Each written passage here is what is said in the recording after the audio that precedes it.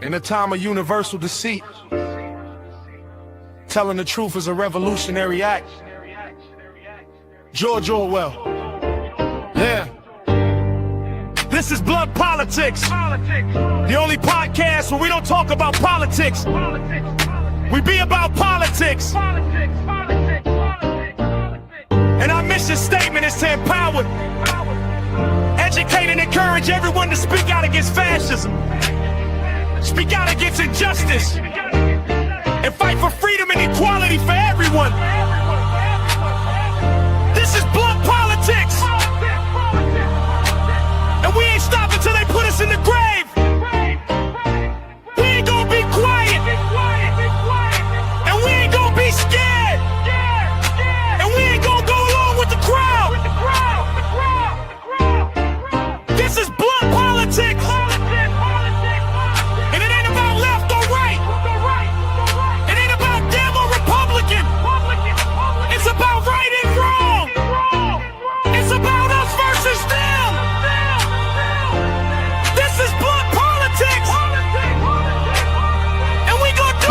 All right. What's up, gang?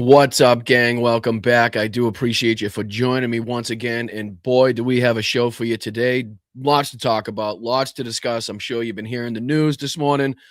Before we get into all the craziness, before we get into all the news and insanity, I want you guys filter in. Welcome one and all. Thank you so much again for your time, your energy, your passion. That is the most important thing that you can contribute. Beyond that and underneath that would be a like and maybe a subscription to the channel would be great. But we do appreciate you guys. Let's see if we can bring in the old chat ski here. Appreciate the chat for all that you guys do. First and foremost to the mods for keeping that chat safe. Thank you guys so much. I really do appreciate each and every one of you, whether it be on Facebook, YouTube, Instagram, Twitch, or Substack. You guys rock, and I have been very blessed with the best mods. So thank you guys so much. Not only with that, but also with the best chat on earth. I mean, it doesn't really get any better than the community that we've built here. And look no further than Dame Dog. Look no further than Deb and Tina, Mr. Foss, Scotty over there on Twitch. What's up, my man, Scotty? What's up, Tiff? How are you, dear? Thank you so much for everything that you do. We do appreciate you and all of your comrades that are fighting down there in the chat. What's going on, Jackie? What's up, Nola? How are you? What's up, Twiggy? What's going on over there on Twitch? Yeah, lots to talk about, lots to discuss. Obviously, just hours after Donald Trump once again went in front of the nation to claim victory in the war with Iran, we are now undertaking and have an ongoing search and rescue mission for at least one downed pilot. I did see just before I came on that one of the pilots, and of course the story that we're talking about, has been rescued. Just again, doesn't bode well for, this thing being close to finished, does not bode well for the unhinged rhetoric of the annihilation of the Iranian military. Of course, more strikes inside of the Middle East, more chaos with the markets, a lot to discuss. Pete Hegseth and his kind of military purge that has been ongoing for whatever reason. One can only suspect it's because of the pushback that he's getting from these people in these positions. So he's now giving them ultimatums and getting them out of the way because he's going to do what the president has told him and instructed him to do. So we'll be taking a look at that. Obviously, Pete Hegseth's decision to let military service members carry their personal and private firearms on side of bases now is something we're going to have to be talking about, considering obviously the attacks and the situations that we've seen on U.S. bases in years past. So we'll be talking about that as well. Obviously, we have a couple other videos from some other Republican nut jobs as far as that is concerned. Don Jr. finally mentions or at least kind of talks about the war in Iran to some extent on his podcast. So we'll be diving into that as well. Ton of clips, ton of articles, ton of things to get into. So why don't you say you hit that like button before we get into it? Subscribe to the channel. We're trying to get to 20,000 subscribers before we start kicking ass in the midterm elections. I want the most GOP kind of action that I can get. I want to be at the biggest point, the biggest part of the platform right now, so that we can get our opinions and clips and message out there. Like, I want to start getting involved. I want to start getting some reaction from some Republican politicians, or at least some Republican fucking, commentators, podcasters. Let's start stirring the shit up, okay? Let's start kicking up some dust. So subscribe to the channel, all the things that you guys are supposed to do on all of the different platforms. I appreciate you for doing. Thank you guys so much. And just before we dive into the news and the craziness, a couple housekeeping notes. Again, thank you guys so much to everybody that contributes via Venmo up here in the corner. All you got to do is take a picture, sends you right to the Venmo. It's the quickest and easiest way to contribute to the show. A buck or two is all we ask for, nothing above and beyond that. If you do think you want to contribute above and beyond that, that's totally up to you, and I do appreciate and thank you for it. You can also sign up underneath me for a YouTube membership for a lot less than it would cost you to go get a gallon of gas in your car right now. So I think that's a good value, some pretty good bang for your buck, if I do say so myself. And you can also check out the Patreon, which we are revamping as we speak. Some pretty cool stuff going on. Obviously, the merch shop that you guys can check out on bostonbrian.com. That goes, to the new merch that we got here. Some old graphics, some new graphics in there. Some of the fan favorites we brought back. I do personally love the Chinga La Migra myself. Fascist Fighter is also another one. Stop pretending your racism is patriotism. Only you can resist fascist liars. Big fan of human rights. And then obviously the resist are big. And then, of course, anybody signing up at Patreon is going to be involved in getting the new perks that are involved, either the stickers or the tote bags or the discounts on the merch itself. And then we got the support to Ukraine. Obviously, any of the Ukraine-related merch will be contributing. We'll be kicking back to United 24 because we try to help out. We try to utilize this community in all of the ways that we should. And again, here's just kind of a rundown of the different Patreon categories that you can sign up for. I was actually astonished. I really was. I was surprised to see how many people are signed up there. I do appreciate all of the support, and thank you guys for your patience. And again, the revamping and the redoing of the Patreon. And again, just for the Patreon members, this is the April Zoom calendar. So we're going to be doing a lot more Zooms. You guys can get a lot more involved with the community. Again, if you signed up at the VIP level, you get 4 different opportunities to engage in the Zooms. And again, it kind of filters down from there. So please, thank you guys so much. And check out the links, check out the page, check out the website. I appreciate you guys for helping, because like I say, every show, I know it sounds like a broken record, but this is truly independent media. We take nothing from outside resources, no sponsors, no financial backers, right? We don't sell you any products here from outside resources that may have some sway in what I can and can't say, what I can and cannot talk about, or how I can or can't talk about that subject. So we're trying to do it the right way. We're trying to do it kind of grassroots through the generosity and kind of you guys seeing value in the show. So again, you guys have been fantastic. I know it's a slow roll. I know it's not the easiest or most profitable way to get ahead in this YouTube game, but I do think it's the right way to do things. So I do appreciate you guys for recognizing that and kind of contributing because of that fact. So you're going to not be interrupted by ads in this podcast. You're not going to be kind of inundated with bullshit products that I've never tried in my life, but I'm going to tell you changed my life. But if you use a QR code, or if you use Boston Brian code you'll get 25% off. None of that shit's going to happen. Okay. Not going to happen here. So again, all we got to do is support the program, sign up for the YouTube memberships, like, share, and subscribe, all the free stuff. If you can't come out of pocket, I know times are tough right now, considering all the things and the craziness that we have to cover. All right.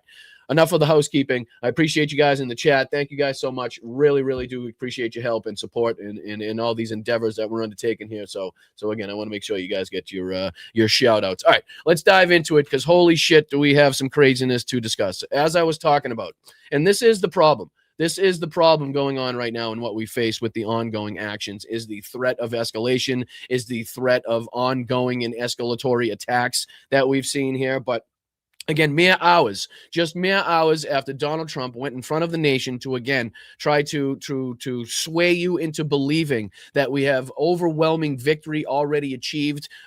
Just after the first bombs were dropped, just after the Ayatollah was killed, we had overwhelming success. We had achieved victory already. We had eliminated their Navy, their Air Force. We had taken out all their missile sites. We had taken out all their drone capabilities. They had no way to retaliate.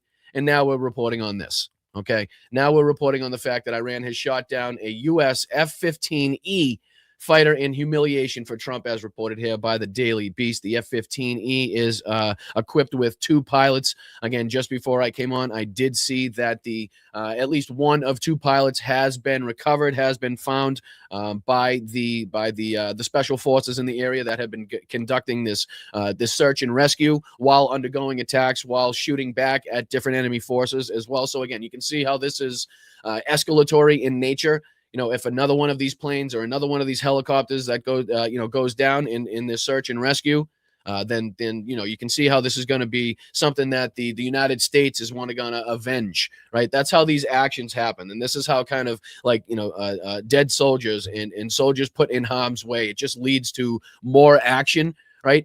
People see in the military that their comrades have been shot down, their comrades have been killed, like the 13, and hopefully not more than that. Servicemen and women that have lost their lives in this battle, in this engagement, in this war that has been needlessly undertaken. Right when that happens, they're just kind of, it lays the groundwork for more bloodlust, for people to want to avenge that, for the military commanders to want to avenge that, for the president to want to avenge that. So that inevitably leads to further action, which then down the line leads to further action. And you can see how this escalates. You can see how this kind of spirals out of control even further than it has already. But yes, this was reported early this morning. Iran claims it shot down an American fighter over the country of Iran for the first time, sparking what could be a dangerous new turn in the Middle East conflict. Pictures circulating online showed parts of what appeared to be an F-15E of a U.S. Air Force aircraft, which specializes in combat rescue, flying low over the southwest of Iran. And again, there are different photographs. I'll play this real quick for you too. Here's some footage coming in from this.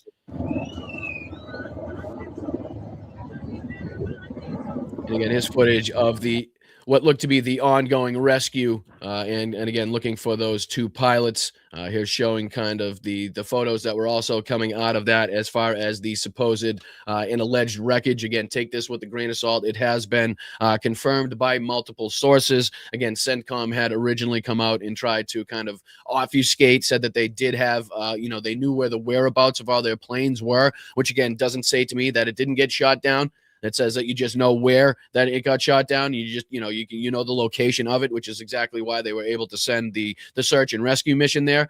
But again, it has been widely reported here. If confirmed, the attack would be the first time since the beginning of the war that a U.S. jet was downed by enemy fire. Again, just showing you what, a big moment this is right here, especially what you've been told, after what you've been told, after what you've been promised by Pete Hegseth, after what you've been promised by Donald Trump, as far as the capabilities that have been wiped out on the Iranian side, and we don't have to worry about any danger anymore, and our planes are just flying willy-nilly over Iran, and they don't have to worry about being shot down. Well, again, this is not a good look. Just like I said, mere hours after the president was in front of the nation talking about how this is already won and it's going to be wrapped up in a couple weeks, as everything else is in Donald Trump's life. It's just a couple weeks away, right? It's going to be, apparently this war is going to end as soon as the healthcare plan gets rolled out. So we've been waiting for that for 10 years. So that just goes to show you a little bit of, kind of how long the timeline could stretch in this war. But yes, this is, somewhat outdated, since I put this up this morning, considering how much everything and how quickly everything is changing in this situation. But this is both Reuters and the Wall Street Journal, citing officials with knowledge of the matter, have confirmed that an F-15E was shot down in Iran, with the Wall Street Journal saying that people familiar with the situation have confirmed that CSAR is underway, which is the search and rescue mission that we were just discussing. So just to show you that, this is being widely reported. And again, this was reported just as I went on just before I went on, by Axios. Barak Ravid reporting this: U.S. fighter jet shot down in Iran. One crew member has been rescued. Search for another is ongoing. And again, if that's changed or does change in the time that we're on, please try to let me know in the chat. I know sometimes it's I don't always see the chat, but if you can try to get my attention, if anything is breaking, if anything changes as far as this is concerned. But this is the latest that I saw before coming on, that one has been rescued. And the search is ongoing for the other crew member as well. One of the two crew members of the U.S. fighter jet that was shot down over Iran was located and rescued by U.S. Special Forces, and the search for the second is ongoing, as an Israeli official and a second source with knowledge of the situation told Axios. Iran is also hunting for the crew and has asked civilians in the area to join the search, offering a reward if anybody can find the other pilot there. Israel is helping the U.S. with intelligence in order to locate the other crew member, the Israeli official said. We'll have some upcoming stories here in just a minute about the intelligence between the Israelis and the discrepancies between what the U.S. intelligence is saying, not specifically in this situation, but in a broader aspect as it pertains to the war in Iran. So again, maybe they're not on the same page, like we've been talking about, how their goals are vastly different than the goals of the United States. What benefits Israel is vastly different than what would benefit the United States. So we continue to see that through line, and we'll be talking about a story coming up here. The two crew members of the F-15 fighter ejected safely after being struck by Iranian fire. This was originally reported that it was an F-35. It was also originally reported that I saw that the crew weren't able to eject. So you can see how, quickly the details change in this, which is why you need to continuously take everything with a grain of salt here. The U.S. Special Forces located one of the crew members and rescued him alive on Iranian territory. An Israeli official and Israel canceled planned strikes in Iran so as not to hamper the search and rescue efforts. And again, it was reported that the helicopters had engaged enemy combatants that seemingly were heading to the crash site. So again, you can see how this is ongoing. You can see how this is a chaotic and kind of quickly developing story that could get even worse. Again, if another one of these planes, another one of these helicopters, or whatever it may be, the special forces on the ground gets a missile or a drone or whatever it takes, you can see how this could quickly escalate. But yeah, that's basically, there's a few other clips here. Here it is right here. Like I said, this is the U.S. intel. I believe this was originally CNN reporting, if I'm not mistaken, where they talk about how the U.S. intel can only confirm and says that half of Iran's weapons are still intact, as Trump and Netanyahu claim otherwise.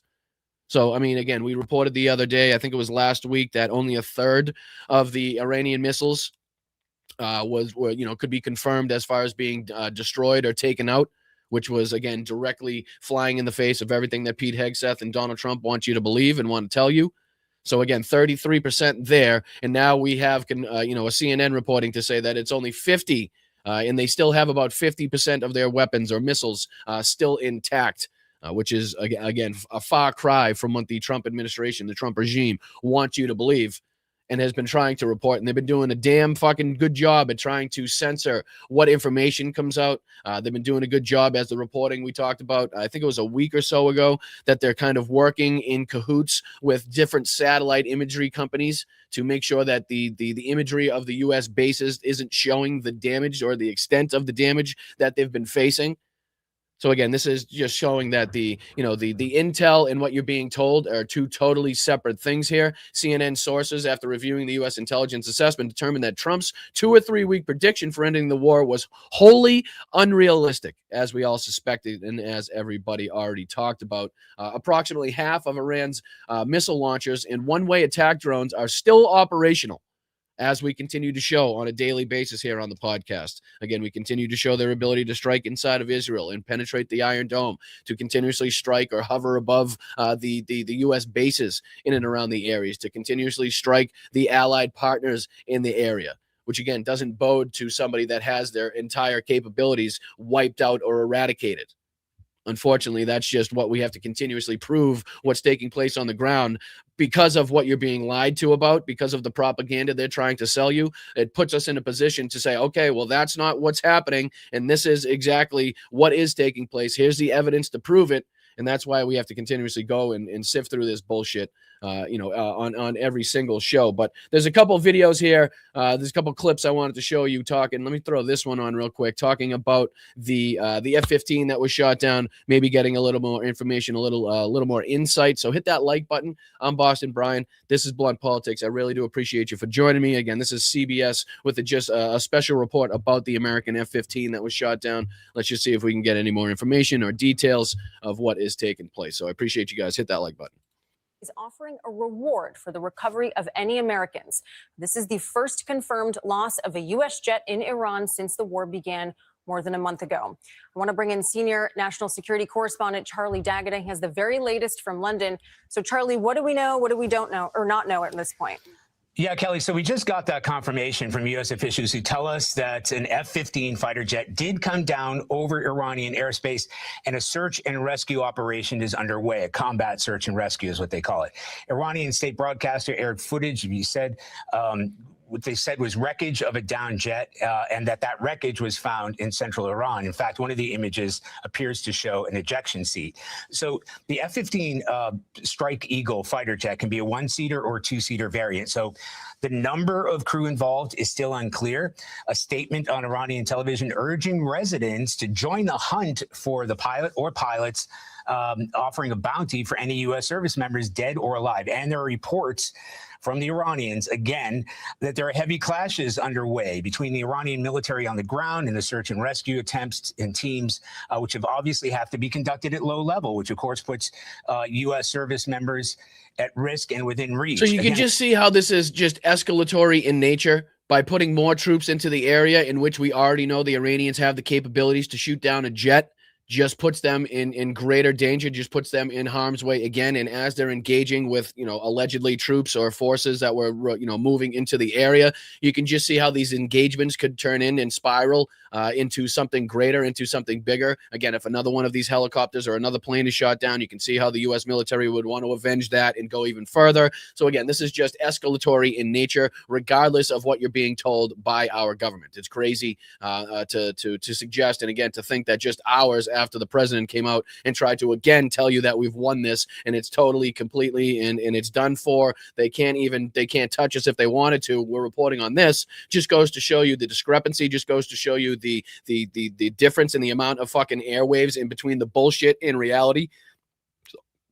We're still awaiting the details about the status of the pilot or pilots, but it calls into question claims from U.S. Defense Secretary Pete Hegseth and others that the United States and Israeli forces, for that matter, have achieved air superiority. In fact, moments ago, we just learned that the governor of that southwest province says whoever captures or kills the crew of that downed jet will be specially commended by the government.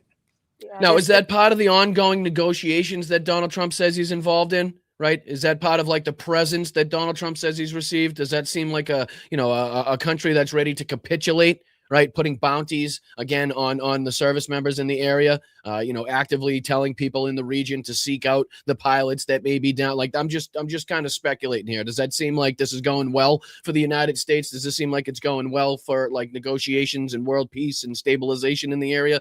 I'm just throwing it out there, of course. But just to show you kind of the recklessness and the fact that this guy just doesn't give a shit. This is Donald Trump's True Social. Right. And damn well, considering the timeline of when this downed aircraft was reported, that the president of the fucking United States should have been briefed and updated right by the time he posted this shit. Right. Let me hop out of the way for a second, because this was 5 hours ago at this point. And this is Donald Trump's post again at or after the time where he was definitely briefed, or should have been briefed at least, on the downed aircraft and the downed pilots in Iran. And he says, with a little more time, we can easily open the Hormuz Strait, take the oil, and make a fortune. It would be a, quote, gusher for the world. World being, and then three question marks. So he's not even sure of that, apparently. That's coming with a lot of question marks. So he says we're going to make a fortune, and it would be a gusher for the world, question mark.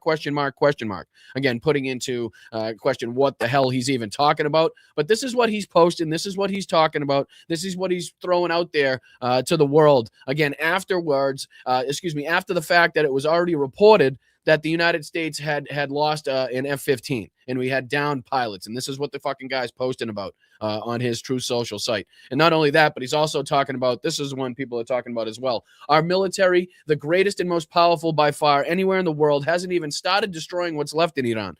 Bridges next, then electric power plants. Again, we're talking about war crimes, pure and simple, blatantly here by the president of the United States. New regime leadership knows what has to be done and has to be done fast. He also talks about, like I said, the bridges, as we saw one of the bridges bridges already struck in one of the recent strikes. Again, a bridge that civilians, frequent, a bridge that is primarily civilian used. Again, just clear and blatant crimes against these people, crimes against the citizenry that have, again, no relation, at least to the leaders he suspectedly or supposedly is talking to right now. It's crazy right now. It is. It's fucking, the timeline that we're in is just absolutely wild. It's a shame. Oh, I appreciate you guys. Thank you so much, everybody who just who's popping in right now. Hit that like button on the way in. Thank you guys so very much. Obviously, we're going over the news of the downed F-15. The ongoing search and rescue. Obviously, I'm sure you guys have heard by now that one of the pilots has been rescued there. Again, I'm not sure, based on what the reporting that we just heard, if it has been confirmed that there was a second pilot yet. Again, everything is changing so quickly. The stories and the details and the updates are coming so fast that, it's kind of hard to keep track. Everybody's trying to do their best, supposedly, as far as reporting on this. But, like I said, take everything with a grain of salt. I'm sure a lot of these details could change. But again, the escalatory nature of these kind of actions is something that's not going to be, is not like falsely reported. Like that's it, that's what's actually taking place, is the risk and the danger of this getting even deeper, getting even more chaotic and spiraling into, a bigger fight as far as on the ground is concerned.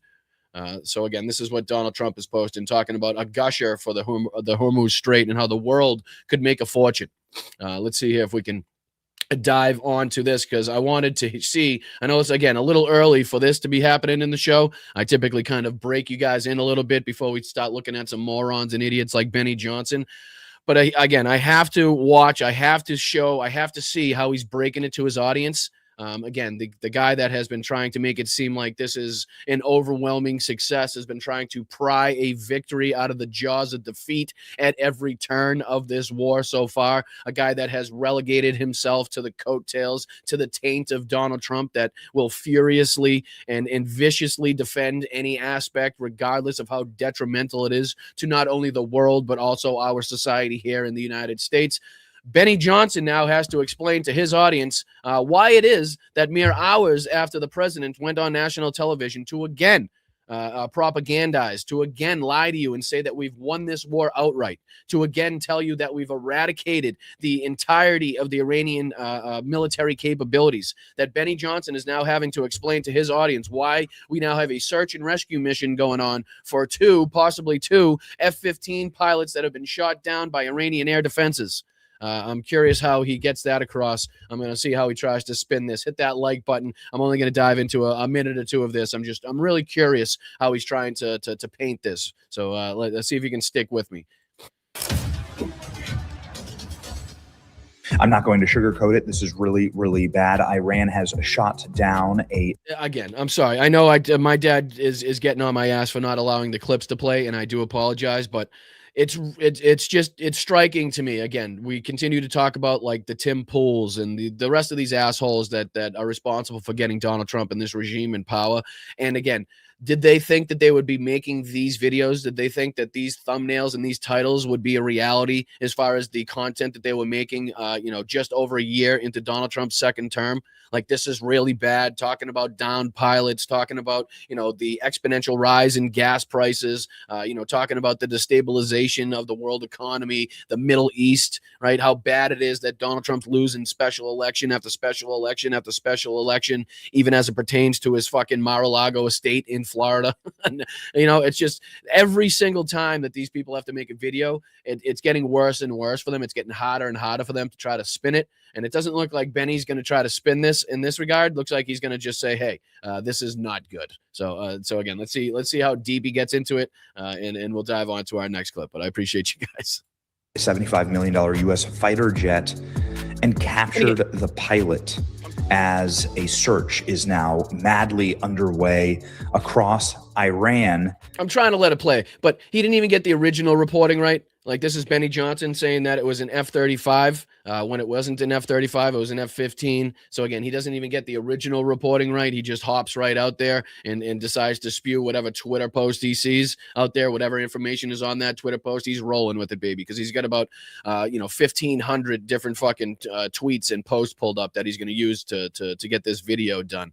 But yeah, here's Benny Johnson. He didn't get the information right. But again, the sentiment that he's trying to portray to his audience is what I'm curious about, how he's going to try to spin this, how he tries to sugarcoat this and make it seem like, oh, don't worry about it. Everything's A-okay. Everything's, this is the plan. Everything's going as planned. An F-35 fighter jet has been shot down, according to claims by Iranian media. Pictures claiming to show the wreckage, claiming to show the U.S. rescue response. Let's go ahead and read here, and we'll show you some of the footage outside of Iran and some of the major reports here. You can see that there is a massive search and rescue operation underway inside of the mountainous and desert region here inside of the territory of Iran. Where exactly is now? Are this you going to explain to your audience how this is like a huge discrepancy between what the president just told them in his address and what his like true social feed looks like and has been saying for quite some time now? Is there any like, are you going to address that at all? Or are you just going to report this as it like just kind of like you're just like a normal reporter? I have nothing to do with the Trump administration. I'm not responsible for getting him in power at all. I'm just reporting on this as an outsider, like the Tim Pool, like how he's doing that now. Like, I'm just an independent. I'm just a moderate. Don't blame me for what's going on. Like, shut the fuck up. Who do you think you're fooling? Come on. Rescue mission right here. It's in a borderless mountainous region with Kuwait, Iraq there, and Saudi Arabia in this corner of the country. This is pretty far away from Tehran, but Iran is a massive nation. About 300 miles. And you can see that the helicopters that are riding through the territory, desperately trying to locate the downed American pilot or pilots. Let's pray that they do. According to Iranian media at this moment, Iran's southern Khuzestan province, the first exchange of fire has been reported between Islamic Revolutionary Guard Corps and Special Operations Forces and U.S. Special Forces involved in search operations. Good. That's a good thing to you? I'm just curious. Are you going to, like, how are you reporting this to your audience? Because, again, everything that you've been telling them before is pretty much thrown out the window by this reporting, So are you again, you're just going to report it like you haven't talked about this before? You're just going to be like water under the bridge. You're just going to sweep this under the rug? Because, again, you sound really upset about this. You sound like this isn't a good thing as far as you coming on and having to talk about it with your audience. Early reports emerged that U.S. helicopters opened fire on Iranian military convoy heading towards a suspected location of a downed American pilot. So now we have our own Black Hawk down situation in Iran. You just hate to see it. There's also been obviously. Yeah, you know what? We really could have avoided this with one major fucking thing. If we didn't have Donald Trump in there, he wasn't a raging moron, right? If he wasn't been led around by the nose by fucking Benjamin Netanyahu to make sure that not only he stays away from his corruption trials, but also Donald Trump stays out of the headlines as far as being involved in the Epstein files, then we wouldn't be in this, right? It's almost like the people that you were responsible for getting into power directly led us into this situation.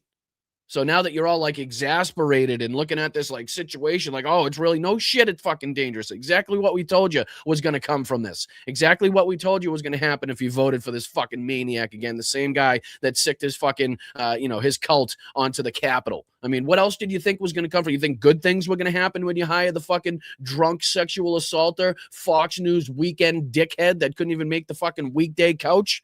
And put him in as Secretary of Defense? You thought good things were going to happen, Benny? Huh? Did you really? You thought that the cross-eyed Kash Patel son of a bitch as head of the FBI, good investigations were going to come from that? It was going to see the leadership was going to trickle down and good things were going to come? No. The fucking dumbass Pam Blondie and at the head of the DOJ, you thought good things were going to come from that, did you? Or no, you're not seeing that? No, it's a shame that you and Tim and everybody else now and Alex Jones and all of the rest of these fucking monkeys that were jumping around like assholes for the MAGA cult now realizing that, oh shit, we may have fucked up royally as this just got, Alex Jones is out there calling from the MAGA cult to cut Donald Trump loose like he's a dead fish you just reeled in, right? like he's an abused pet tied up behind the shed with a chain that the fucking family doesn't care about or something. You know what I mean? Like all of a sudden he's switched on a dime, but he's directly responsible for this too. These idiots. Like who do they think they're fooling? You know what I mean? Fucking morons in this regard. So we don't have to dive into any more of that, but you can tell he's exasperated. You can tell he doesn't really want to have to come on and be telling his audience this. Again, he'd love to be coming on and trying to somehow, again, pry, a victory out of the jaws of defeat in this regard. But there's just no sugarcoating this. There's no way to spin it. It's a bad look regardless, and it's an even worse look considering, again, Donald Trump's address the other night and all of the bullshit rhetoric and propaganda that he continues to espouse, and fucking, Pete Hegseth continues to espouse, and again, this is, we get stories like this in conjunction with what we're seeing. Trump budget seeks $1.5 trillion in defense spending alongside cuts in domestic programs. And again, this is right alongside the clip we showed you the other day, I think it was yesterday, of Donald Trump telling you that, no, we have to fund war, we have to fund the military, and screw the daycare, screw your Medicare, screw your Medicaid. The federal government is doing so well, apparently, and we're in such a renaissance and we're in such a golden age, Donald Trump wants you to believe, but we still somehow can't afford to take care of the most fucking necessary things. The people in need, to take care of fucking people's health care, to make sure that, people can get child care so they can go to work in this ridiculous capitalist fucking economy that everybody's struggling in, so that they can barely pay their bills or barely scrape by or rob Peter to pay Paul, right? We can't even fucking do that much. Check out the rant that I went on. We posted a couple shorts yesterday from that, so check those out. But yeah, we get this news in conjunction. Donald Trump now trying to seek $1.5 trillion in defense spending. On Friday, Trump released a fiscal 2027 budget proposal requesting $1.5 trillion in defense spending, the largest year-over-year increase in decades. Trump framed the massive spending hike as modernizing the military for the 21st century threats, with funding for the Golden Dome missile defense system and weapons productions to deter adversaries. Now, if you're pairing his kind of bullshit plan to to somehow get a Golden Dome over the United States, again, I'm not really sure if he doesn't understand that this is not an actual like iron or golden dome that would be hovering above the United States. I'm still not sure if he understands it's like different missile sites, sporadically laid out to make sure it can have a web. It forms a dome of protection over the areas that they're in. I don't also think that he understands that he's going to have to be putting these things along the coast, and that's probably going to dramatically affect your beach house prices. That's probably going to affect the waterfront prices of the homes in the area that these batteries are now stationed in. I'm just speculating as far as that's concerned. But we continue to talk about the plans underneath the ballroom. Right? We knew that the people investing in the ballroom, right, that didn't really add up. The defense manufacturers and the people in the fucking, the companies known for spying on everybody now getting involved in the just shelling out millions of dollars for this so-called ballroom. Now Donald Trump lets it slip on Air Force One that they actually have this like substantial military complex going on underneath. Not only that, but everything's bulletproof and drone proof. What are we expecting? Right? Like, what is he actually expecting us to get involved in as far as needing these things for protection? Again, the Golden Dome, whereas we haven't been attacked on our soil, since, and again, it was in Hawaii. So the contiguous United States, the actual, the lower 48, so to speak, really hasn't seen it necessary to have or spend trillions or billions of dollars on a Golden Dome defense system in that regard. But again, this is $1.5 trillion he wants to. He says the administrator's plan to include $1.15 trillion in base defense appropriations, $350 billion via reconciliation, while proposing a 10% reduction in non-defense spending to offset costs.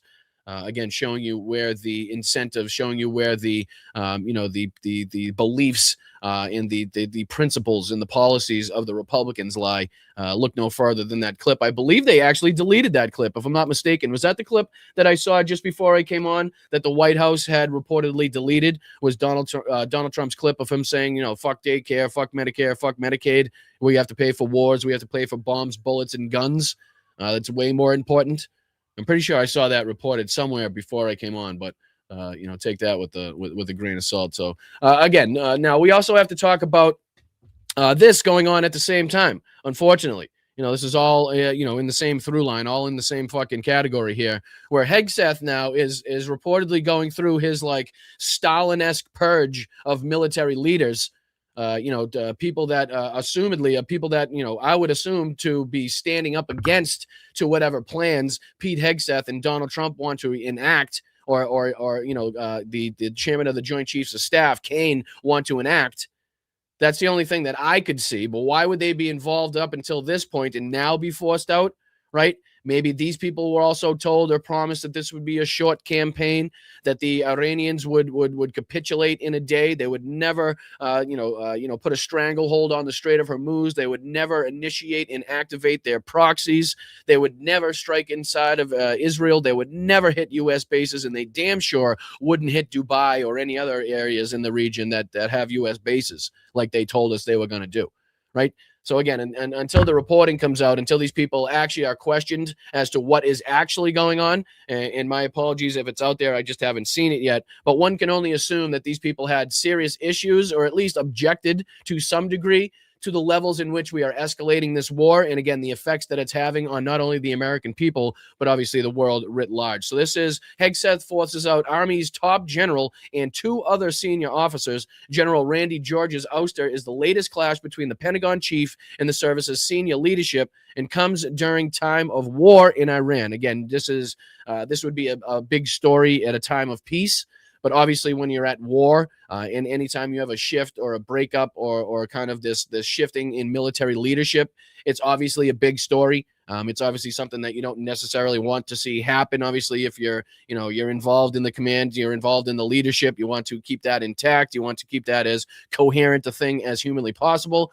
But now that you're getting all these switch ups and change ups and people getting into different positions, obviously that creates chaos. Obviously, there's time where people need to get, acquainted with their different positions. They need to get introduced to different officials and leaders and commanders. They need to get to the place to begin with. So again, in that period, that interim, there's chaos. There's kind of that confusion of, what do we do? Who's saying that? Who's in control type of thing.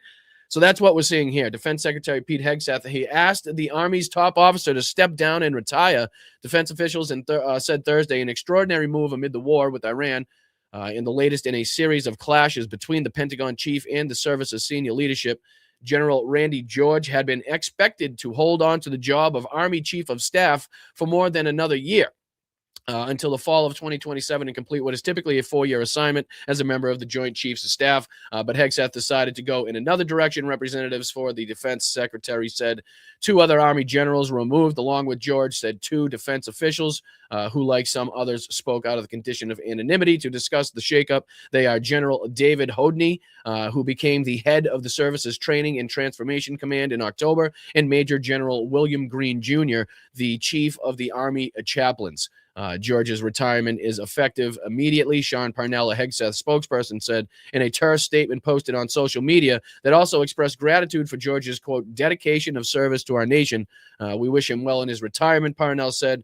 Hegseth, a prolific social media user, did not immediately post on his own sentiments about the general's removal. First reported by CBS News, a spokesman for George could not be reached immediately for a comment. And I can only suspect that because Pete Hegseth was too busy filming his little video that he put out, allowing service members to now carry guns on the bases, Willie, just because I think it's now says that they can put in a request for action, for the ability to carry their firearms here. I think he was too busy making this to kind of report on the firing, or again the forced retirement by the by the general that he let go there, by the general he forced out. Let me see if I can get back to this one, because it's crazy to see all this happening at the same time. Not only do we see the downed plane, not only do we see this search and rescue, not only do we see this war escalating and getting vastly out of control at this point in time. Not only do we see the plight on the people here in the United States, but also the millions of people displaced.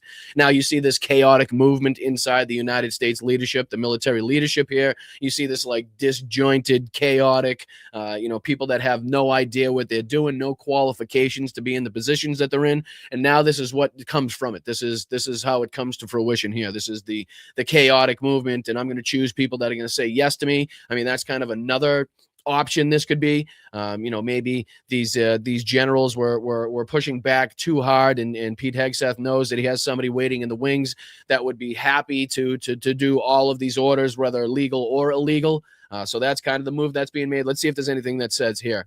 With the ouster, Hegseth has remade nearly the entire Joint Chiefs of Staff, a panel of senior military officials at the Pentagon that advises both the president and the secretary. The only ones remaining from when Hegseth took office in January 2025 are Eric Smith, Commandant of the Marine Corps, and General B. Chance Saltzman, head of the Space Force. Early last year, the Trump administration fired General Charles Q. Brown Jr., then the chairman of the Joint Chiefs Staff, Admiral Lisa Franchetti, head of the U.S. Navy, Admiral Linda Fagan, Commandant of the Coast Guard, and General James Slife, Vice Chief of Staff of the Air Force. Hegseth said later, David Alvin, Chief of the Staff of the Air Force, to retire early last fall. So you can see the shakeup that has already happened. Not only that, but Pete Hegseth, in his statement, in his video that we'll be watching in just a minute, also talks about how it was not the Constitution that gives you the rights that you now have as an American. It was God. So again, trying to make this into a godly mission, trying to make this into like a mission of Christianity to bring back Jesus Christ. We heard the early reporting when this war started of the memo that went out to different commanders, basically trying to get them to say to their people, to the soldiers, that this is like a righteous war of Jesus Christ, and we're trying to, bring back the holy, whatever, all the bullshit that you've heard been reported, all of the nonsense that Pete Hegseth continues to spout, and the prayers that he continues to laud over war and bombs and bullets and stuff like that. So this is, again, that through line that we continue to see. It was not immediately clear why Hegseth targeted George and the rest of the people that he let go. Hodney was selected to lead an organization, training and transformation command that George had prioritized, while Hegseth had sought to upend how military chaplains minister to and support service members. He has said frequently and touted Christianity. The Washington Post first reported the departures of Hodney and Green. So again, this could be on, kind of religious grounds as well. Were at least, one of the people that were let go. So this is, again, the stories that we're talking about. I believe these are the other two. These were the other two Army staff and people let go there.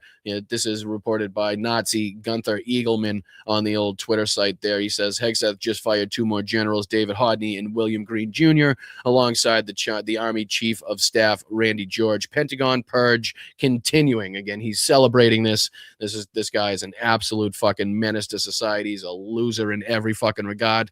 But this is, again, the pictures that I found to give you an idea of who we're talking about. But again, this reminds me, let me see. This reminds me of this, you know what I mean? If anybody knows their history, again, not to the extent, obviously, that we've been seeing, but, no different than these autocrats, than these dictatorial leaders, again, trying to consolidate their power in every possible way. We know, and we've all heard of the Stalin purges that took place just before World War II that went on to, really hamper and kind of weaken the Russian forces, especially in their war, their early wars that they had with the different surrounding regions. But again, we also know that he took out thousands and thousands and thousands of his own generals, purged them. I think there was something like 36,000 that were inevitably executed at the hands of Joseph Stalin there. But again, this is just kind of, historical references and historical points that we can look back on. And again, it's not a direct one-to-one. The numbers don't compare. And again, the aggression and the violence is not similar. But again, it is the control. It is the way that they try to utilize their power. And again, if you say no, if you object to whatever they're saying, if you don't go along with whatever they're saying, then fucking you're out, right? This is the same kind of playbook, right? As much as it differs in the way it's kind of historically contextualized. But, there's different aspects that you could look at as far as this is concerned as well. I mean, if anybody else knows their history, you could look at the way that Hitler kind of took over the German army and made up stories with the Field Marshal Blomberg, and obviously Fritsch, who, again, he ran out and kind of railroaded, made up stories and came up with stories about one of their wives and kind of made it seem like the other one was a homosexual, which is obviously frowned upon. even though it was kind of widespread within the ranks at that time. But again, this is kind of similar aspects that you look at. You know, if you don't get your way, if you have people standing in your way, do whatever it takes, whether remove them by force or kind of make it seem like they are forcefully retired, whatever it takes, make sure that they get out of the way so that the yes men can be put into place, right? So again, all similar aspects, all similar playbooks, all similar tactics, even though they again differ, vastly in the way that they took place and kind of the outcomes from it. But it is all written on the same page. It's all coming from the same fucking book. So I thought that was kind of something that we needed to dig into as well. So all right, let's see if there's just a quick clip here. Again, let's see if there's any information that we can pull out of this one. This is from King 5 Seattle. This is just a quick update, 35 seconds on, again, the removal of the generals and kind of this purge that Hegseth has now undertaken as far as the military leadership. That, again, I don't know if it tells us, that he's going in further and that there are people objecting. Again, let's see if there's anything written in this. And again, there's a couple aspects, there's a couple points of what's been taking place lately that might give us some insight into what the military is doing next. Again, that the strike in Isfahan that we saw on the munitions store. Again, those were allegedly, as reported, munitions that would typically be used to repel like a ground invasion, a ground attack, rather than the missiles and drones that would have been lobbed into the Strait of Hormuz or at other bases. So again, these targets that they're now going after kind of suggest, along with the buildup of the troops that are in the area, might suggest that they are going to undertake some sort of action in the area, and they're kind of softening the blow. They're kind of taking out the threats in the area, or some of the threats in the area that would kind of fight back against whatever ground invasion, ground attack that they're kind of planning.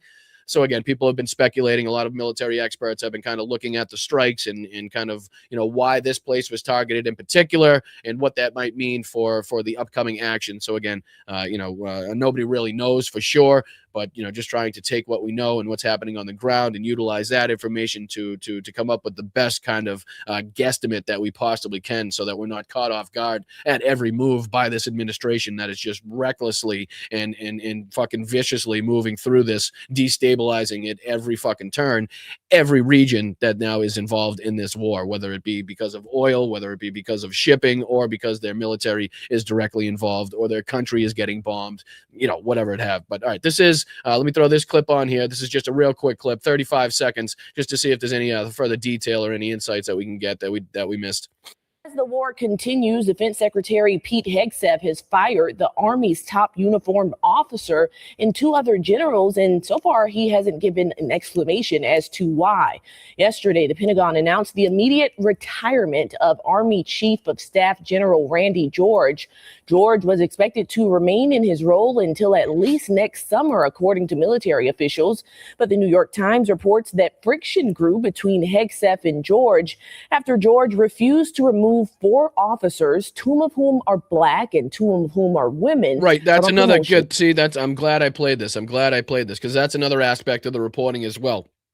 Was the reporting, I think we touched on this when it first came out as well, was the fact that Pete Hegseth was desperate to remove not only women, but also women of color and anybody of color that he saw was going to be an obstacle, that he saw that was being there as part of the DEI process, or was there to be, woke in their duties.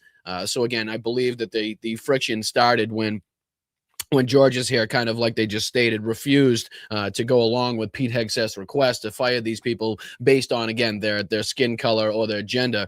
So again, that's probably where it started. I can guarantee you that that's not the only point of contention. I can guarantee you that's not the only point of conflict. And again, this is not, it doesn't bode that situation happened when it happened, and this action is taking place now, right? Like, you would always try to avoid this change in leadership. The impropriety here, just the optics of the shift here in not having trust, or not having a secure leadership in place while engaged in a war. So again, this is probably something that came to an head for different reasons above and beyond that. One can only suspect. One is only kind of we can only we can only guess in this regard, but it would remain, it would be wise, or it would be smart to me, or it would be prudent of me, or it would be, I don't know what you'd fucking say in this world, but it makes sense to me, I should say, that something else would have taken place above and beyond that, where this action is now taking place. This action is now happening in the midst of a war that we're now having. So that's just kind of my guess. That's my thought on the whole thing. But while this is taking place, you got Pete Hegseth making shit like this, decisions like this, videos like this. Again, not only is it very dangerous, what he's proposing, what he's now putting in place, and there's a very specific reason as to why the rules and regulations and processes have been in place on U.S. military installations for quite some time now. Pete Hegseth now trying to change that all up, now basically allowing the U.S. service military members to, I think as he puts it, apply to carry their own private firearm on the bases now. And not only that, but inside of this video, he also talks about how it's not the Constitution that we should be looking at. It's not the Constitution that gives you your rights, but it is God that gives you your rights. And again, he doesn't specify which God. He doesn't recognize that there's more than one God. He doesn't recognize how ridiculous that is, that God would be giving you these rights that we now utilize as American citizens in this country. But anyway, listen to the wording. And again, it's pretty telling, and it goes right in line with everything that he's been saying and everything that's coming from the reporting of this being like, a Christian attack, and this huge undertaking for this, the second coming of Jesus Christ, and telling our military to do this because it's your duty. Jesus told you, God told you, and to bring back the resurrection is yours. Like all this nonsense that we've been talking about. But there's just a couple minutes, so we don't even have to do a couple minutes. It's probably just the first minute of this will give you the details and the idea that you need to suggest here. Republic was founded on a simple yet bold idea. Our rights as citizens are not granted to us by government, but instead by God. Our rights as citizens here in the United States of America weren't granted to us by the Constitution. They're not granted to us by that thing that our forefathers wrote to make sure that, we kind of had the basis for the society they wanted to set up. Not that.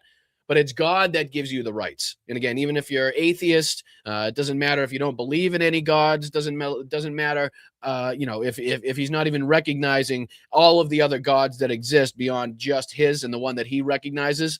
But again, that's the person, that's the guy, regardless of who you are, where you come from, that you should be recognizing. Not the Constitution, right? Not the Constitution. But Pete Hegseth says that this is all about God, glory, and guns. Jesus Christ needs you to bless the guns. He needs you to bless the artillery.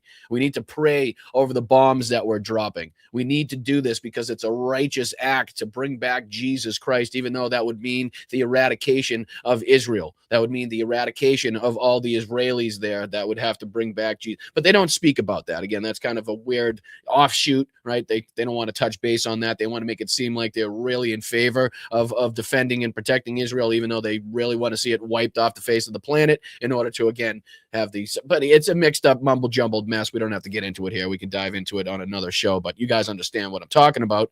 But again, I'll just go on another few seconds here where he talks about how he's now bringing back the fact that guns are now a thing that should be seen as far as private weapons, personal weapons inside of U.S. bases.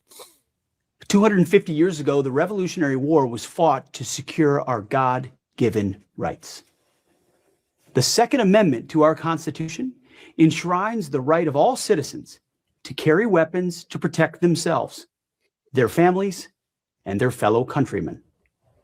The War Department's uniformed service members are trained at the highest and unwavering standards. These warfighters, entrusted with the safety of our nation, are no less entitled to exercise their God-given right to keep and bear arms than any other American. Our warfighters defend the right of others to carry. They should be able to carry themselves. Recent events like what happened at Fort Stewart, Holloman Air Force Base, or Pensacola Naval Air Station have made it's wild that he references these actions that we've seen recently on the bases as a justification, as a reason as to why more people should have weapons on the bases. Again, to the best of my knowledge, it was typically the military police that were allowed to carry their weapon. That way they knew that they had the upper hand, right? That they knew that they had or could control whatever took place on the base. that people weren't readily available, weren't readily able to outgun them in that regard. I think there was lockers, and again, I don't know the specific processes, but there's obviously rules and regulations that have been installed on these facilities, in these facilities for quite some time, that have seemed to work. Again, even above the recent actions and the attacks that we've seen, obviously. But again, wouldn't that be a reason as to why we need better protection? As far as the military police, better protection outside of the bases, as opposed to just more people carrying guns inside of the bases.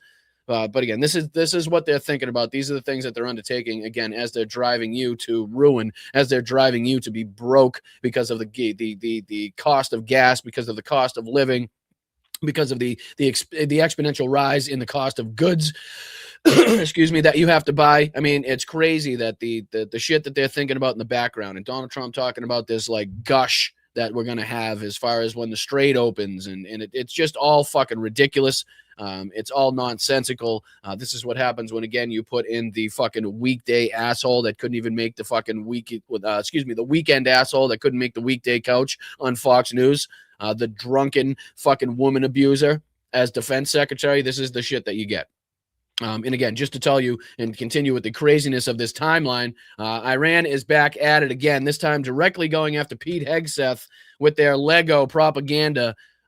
This one, again, is set to go right at Pete Hegseth. It says the new Lego video is specially for you, Pete Hegseth, straight from Iran. And again, this is just the ridiculousness of the timeline that we live in, where this is like the propaganda going back and forth between the White House and the other side, right? I mean, it's like we're putting out fucking, as far as the White House is putting out Call of Duty videos and videos as like Iranians as bowling pins and shit. They're coming back with Lego videos. Like it's just a wild timeline. It's a wild time to be alive right now.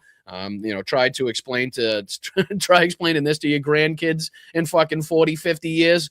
Good luck. But again, I just want to show you the Iranians coming and attacking Pete Hegseth specifically. We don't have to watch the whole thing, just a couple seconds of this as we continue to view the ongoing propaganda war between the White House and the Iranian side, seemingly one up as far as the Iranians are concerned as the propaganda goes. Let's see what they're working with here. Going directly after Pete Hegseth, and I'm going to say that's Netanyahu in the pool. I'll get out of the way. I'm not sure. You kind of have to call out all the little knickknacks that they got in there. So that's Trump in a bikini, Trump in a little two-piece bikini with Netanyahu, who looks like he's drowning on the side there. Let's see what they got. Yo, Pete Hegseth, this one's specially for you. You punk-ass rapist, bitch. Straight from Iran. Your tattoo covered clown with that cafe ink on your arm. Think you a crusader? Nah, just a drunk infidel in a fake uniform. Chain to kill all Muslims. Wasted in the hotel lobby. Sexual assault settlement in Monterey. Blocked the door, took a phone, paid her off quiet, cause Me Too was on. Now you secretary? What a joke, bro. Cheated on wives, multiple affairs, kids in the mix, family man, hell no. Handsy with women at Fox, drunk on the job, your own team say, yo, this dude toxic. Couldn't even guard Biden's inauguration, your own military said next. Book called American Crusade, dreaming holy war, but reality check. You just a failed vet, turned TV clown, slipping on your own mess. Trump picked you cause you kissed the ring, but wait, funny part ain't coming. The dude you sucking up for that secretary gig, Trump himself was Bill Clinton's top cocksucker, giving blue jobs back in the day. Real talk, you out here blowing for access, but he the original BJ queen. You thought our missiles max 2,000 kilometers? Cute, rookie mistake. We hitting the bow, worshiping Epstein Island crew, the ones who hurt the kids. Revenge for every American soul you and Trump's dirty crew oppressed and did. We taking payback for the girls you broke, the wives you broke, the Muslims you hate. Every victim screaming in the dark. Iran got you on the play. You threw everything at us, all your cards, all your might. We still operating on 10% power. All right, Jesus Christ, man, I don't know. The fucking White House has got their hands full as far as this propaganda war is concerned. We're losing fucking both wars as far as this is going. We can't win a single fucking aspect of this. I mean, Jesus Christ. And again, there's so many little Easter eggs in these things typically. And I'm just kind of listening to the lyrics as far as this is concerned, but they typically have a bunch of little Easter eggs in there, even above and beyond the lyrics that they're using. So, little details to go back and look at if you do on that one. But this is just a ridiculous timeline that we live in. It's insane to think that this is what we're dealing with. It's insane to think that these are the people in charge. It's insane to think like this is the propaganda war going back and forth right now. But holy shit. I mean, they went fucking deep and heavy into Pete Hegseth's past, his drunkenness, his sexual assaults, his cheating. Epstein continuously mentioned again. So again, not a good look. Not a good look for the old Secretary of Defense there, Pete Hegseth. Just getting his shit absolutely pushed in by the Iranians as far as the propaganda is concerned. But Jesus. Again, they continue to take it up a notch. They continue to, to raise the bar as far as the propaganda is concerned. And again, I hate to say it. I don't like saying it. I don't want to have to admit it, but I do have to admit it. It's unfortunate. It is. It really is. But that's just kind of the reality that we're in right now. All right, let's jump on to our next clip here. This is Preston Stewart just kind of giving us his 2 cents on where he thinks this war is going. Unfortunately, he thinks here this is kind of spiraling towards total war with Iran. Again, somebody with military knowledge, past military experience. So we take his kind of insights, seriously and as to what could possibly happen, which is why we continuously use his videos, whether it's, pertaining to Ukraine or again here with the Iran war. So let's see what he's kind of contemplating. Let's see what he's speculating, see what he's seeing on the ground. If you will, we only dive into a few minutes, so we don't have obviously enough time to watch the whole thing. And then we got a bunch of other clips to get into as well. We got one here from Breaking Points. We got one here from Kyle. We got one here from Greg Kelly. We got one from Don Jr. that I can't wait to get into. So we'll finish up with those two morons as well. So stick with me. Hit that like button. Here's the one from Preston Stewart titled, "We're Spiraling Towards War, Total War with Iran," I should say. Excuse me. Here we go. So we're trending towards total war in the Middle East, which is interesting because the United States has not fought a total war since Vietnam, maybe, might have to go back to Korea or even World War II.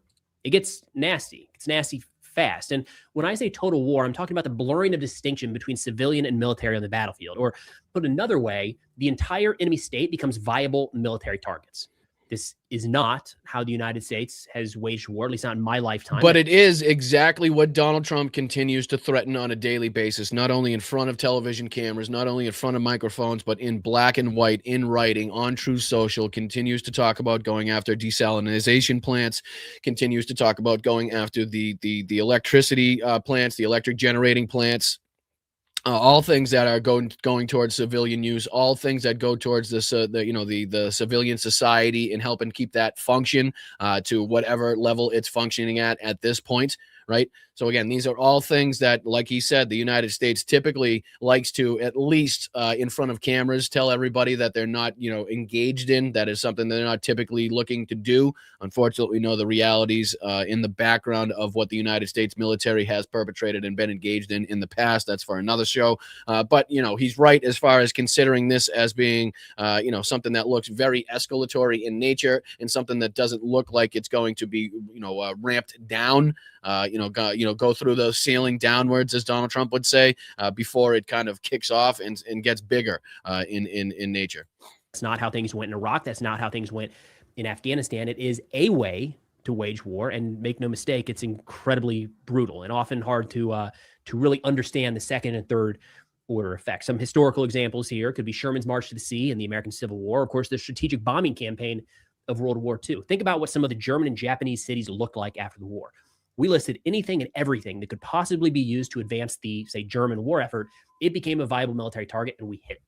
And I bring this up all the time. People always try to bring this up in conversations and in debates, and I always bring up the fact that a lot of people around the world, a lot of people in the United States were rightly outraged at the bombing campaigns, whether it be in Tokyo, whether it be over Dresden, right? I mean, pick your poison as far as that's concerned. We hit a lot of targets that didn't necessarily have any military value, that didn't have any production value, didn't have factories in it, or didn't have a large amount or enough that would justify, again, the amount of action or amount of bombs that was taken or dropped on that city or village or town or whatever it be, right? So there's a lot of actions that we could point to, even as the good guys in World War II. that were, could be called out as war crimes, rightly called out as war crimes, rightly called out as crimes against humanity. That was brought up after World War II. Like, these are things that we have to live with as far as historical facts are concerned. And the fact that people say, oh, well, nobody ever brings that up. And, everybody loves to say, no, a lot of people did bring that up. A lot of people were against that. A lot of people were against the war in Iraq and against Afghanistan. A lot of people were against the war in Vietnam and the so-called police action in Korea. You know what I mean? A lot of people did speak up against these things and continue to do so. And I'm proud to be standing here against the war in Iran, right? I'm sorry that it took me so long to get into politics. I wish I was there. I wish there was footage of me there marching with the people hand in hand down the streets against the war in Iraq, against the war in Afghanistan. But I'm here now, and that's the best that I could do. So I'm very proud to be with you guys against this war, against war in general, right? Calling this shit out and holding these fucking people to account right now. So when history looks back upon this, they can see you in the chat and they can see us speaking up against this, speaking up about this, getting to these fucking protests, right? Getting out in the streets, making it known that we're against it. So, I'm very proud of the fact that we're here doing that. And I'm very proud of you guys for doing that here with me as well. So let's continue. Is the trend that we're starting to see with U.S. and Israeli targeting during the war in Iran. And make no mistake, Iran started going after civilian targets on day one. So when U.S. and Israel initiated strikes at the onset of hostilities, the Iranian response was drones and missiles into oil facilities and civilian airports, right? So what we're seeing right now is the United States and Israel effectively saying, if you're not going to play by the rules, then neither are we. And well, that's something, again, Preston Love is reporting, but that's something that Pete Hegseth has stated from the outset, from the beginning of this, from the time that the actions were enacted, before the retaliations even were a thing. He said that we weren't going to be handcuffed by international law, rules, and regulations, the Geneva Conventions, the UN charters, all of that things. They were going to be completely free to do whatever they wanted. They were going to be completely free, to break international law, to break the rules of engagement, all of these things that was already talked about. And believe me, we already reported on the fact that Iran was quite clear in the fact that they were going to strike these places if, in fact, the United States, with the help of Israel, did, in fact, lob missiles into their territory. So again, as right as he is to call it out, and the fact that he is right as being, as reporting on the Iranians attacking civilian infrastructure, again, that doesn't give us the justification to do the same thing, right? That is, again, why we're supposed to be held to a higher standard. That's why we're supposed to be out there acting and looking like the good guys that, if we do have to be engaged in a war, fight it humanely to the rules to the rules of engagement in international law. But again, that doesn't give us the justification, doesn't give us the reason to go after their civilian infrastructure, because again, the Iranian regime was doing that from the beginning, right? We can call them out for doing it, right? That's not a problem. But again, that doesn't give us the reason, doesn't give us the ability and the justification to continue to do that ourselves. Does that mean that we just see a faster path to a more decisive victory for the stronger side or stronger alliance? Or does it open Pandora's box because we've never really been here before, at least not in modern times, and we don't actually know where this could all go? I mean, we're going to find out one way or the other because this is happening right now. In fact, just a few hours ago, President Trump announced that we've started taking out Iran's bridges. Quote, the biggest bridge in Iran. This is the bridge that I was talking about in the strike earlier. Down, never to be used again. Much more to follow. It is time for Iran to make a deal before it's too late, and there is nothing left of what could still become a great country. Axios added some context here, saying the attack on the B-1 bridge near Tehran signals a widening of the U.S. military's targets and could be a first step towards attack on energy, water, and transportation infrastructure. They quoted a U.S. defense official saying the bridge was attacked because it was used by the Iranian armed forces to try to secretly move missiles and missile parts from Tehran to launch sites in western Iran. In response to this, the IRGC issued a statement naming 8 bridges across the Middle East in Kuwait, Bahrain, the UAE, Jordan, and Israel, saying maybe we should knock those down if you're going to start knocking ours down. And this gets tricky. All right. So we're talking about kind of the elimination of norms, maybe is another way to put this, taking the gloves off. And bridges are viable military targets. The way that the U.S. defense official explained that bridge made it a viable military target. And this of course, they're going to explain it in a way that makes it seem like a viable military target. The fact is it an actual viable military target? Is it actually being used the way that they say it's being used, right? They also said that the girls' school that they struck was a military facility, but that didn't turn out to be the case, right? There's also been other sites struck where the intelligence got that wrong, or the AI got the targetings wrong. So again, the fact that they've lied about, the planes being shot down, as early as today, right? There was a CENTCOM post that went out that basically said the Iranians were lying about having shot down the plane, only to find out that we're now engaged in the search and rescue. So again, not everything that CENTCOM, not everything that this government or this regime here in the United States says we can take, at face value. So again, but you can see here that how worried he is about the escalatory nature of what's been taking place. How this could quickly kick off. And I think that video actually came out. This video actually came out before the F-15 story. I think he's actually had one since about the downed plane, but unfortunately, we don't have enough time to get into that and all the other stories that I wanted to get into. But all right, let's dive into the next one. And again, if we leave ourselves enough time, maybe we can dive back into a couple of these things that we left some meat on the bone, as it were. All right, let's dive into this one, because this is, again, going over the possibility of the inflection, the possibility of the escalation of what's been taking place. This is Breaking Points, talking about Israel takes massive Iran missile fire as Gulf wants invasion. And again, this is Sagar, who is directly, again, responsible. This little twerp is responsible for getting us, he's buddy with JD Vance. He's directly responsible for fucking, obfuscating and defending Donald Trump's bullshit and talking fucking bullshit about Democrats and all that. So again, we use this because this is now him calling out the danger that he's responsible in some way for getting us into, along the lines of Marjorie Taylor Greene and Alex Jones, how we use their clips, obviously giving them no fucking flowers, obviously giving them no respect, obviously giving them no empathy or compassion whatsoever, but using their words because it's against their own side. Right. That's it's the politically beneficial route that we use here to make sure that we try to get our point across, in case there's any maggots listening in the background, in case this gets passed along or seen by any people on the right. They don't have the opportunity to say, well, he played, Rachel Maddow or fucking Acosta or, who pick your poison as far as that's concerned, or CNN. No, this is Saga, the Republican, as far as this show is concerned. Now here talking about how detrimental this could be. And I do believe he's on with Crystal as well, if I'm not mistaken, or one of the other two co-hosts. So let's just dive into a minute or two of this. And then I got some morons coming up for you guys. Boy, do we have Greg Kelly here talking about Pam Bondi being fired. And then we got Donald Trump Jr. finally jumping into the nonsense, the mess that is the Iran war after, again, over a month of no videos, no discussion, not even a mention of it on his website or on his platform. So again, let's dive into just a minute of this. I appreciate it. Again, appreciate you if you like that, if you hit that like button and subscribe to the channel as well. We have very ominous warnings about potential ground operations. We do want to reiterate what that would actually look like. The president, remember, he pointed to Mark Levin saying we need to go and get the uranium. Well, let's go and put this up here on the screen now from the Washington Post, confirmed some of the Wall Street Journal reporting that we have brought you all before about what exactly it would take to go and to get all of this uranium. So let's just go through the plan. It really is crazy. Again, we continue to bring this up, but the fact that these people were talking about and praising Donald Trump as being pro-peace, as being the president of peace, and he was going to stop all the wars and no fucking new wars and no Middle Eastern foreign regime change wars ever again. Now having to bring you this coverage. And again, that's why we use this. That's kind of the 180, right? That's kind of the hypocrisy that we're trying to get across in this. The same people that were telling you he was the president of peace now reporting on these commando missions that could possibly take place. The rise in oil prices, the gas prices, the detriment to the GOP as far as polling and voting is concerned. I mean, these are all things that people just, months ago, were telling you wasn't even a possibility, wasn't even a thought. And these same things would have happened if you voted for Democrats. That's what these people were saying. Now they're reporting on it themselves with total and complete power, total and complete control over the government, and nobody else to blame. So that's why we continue to use these clips.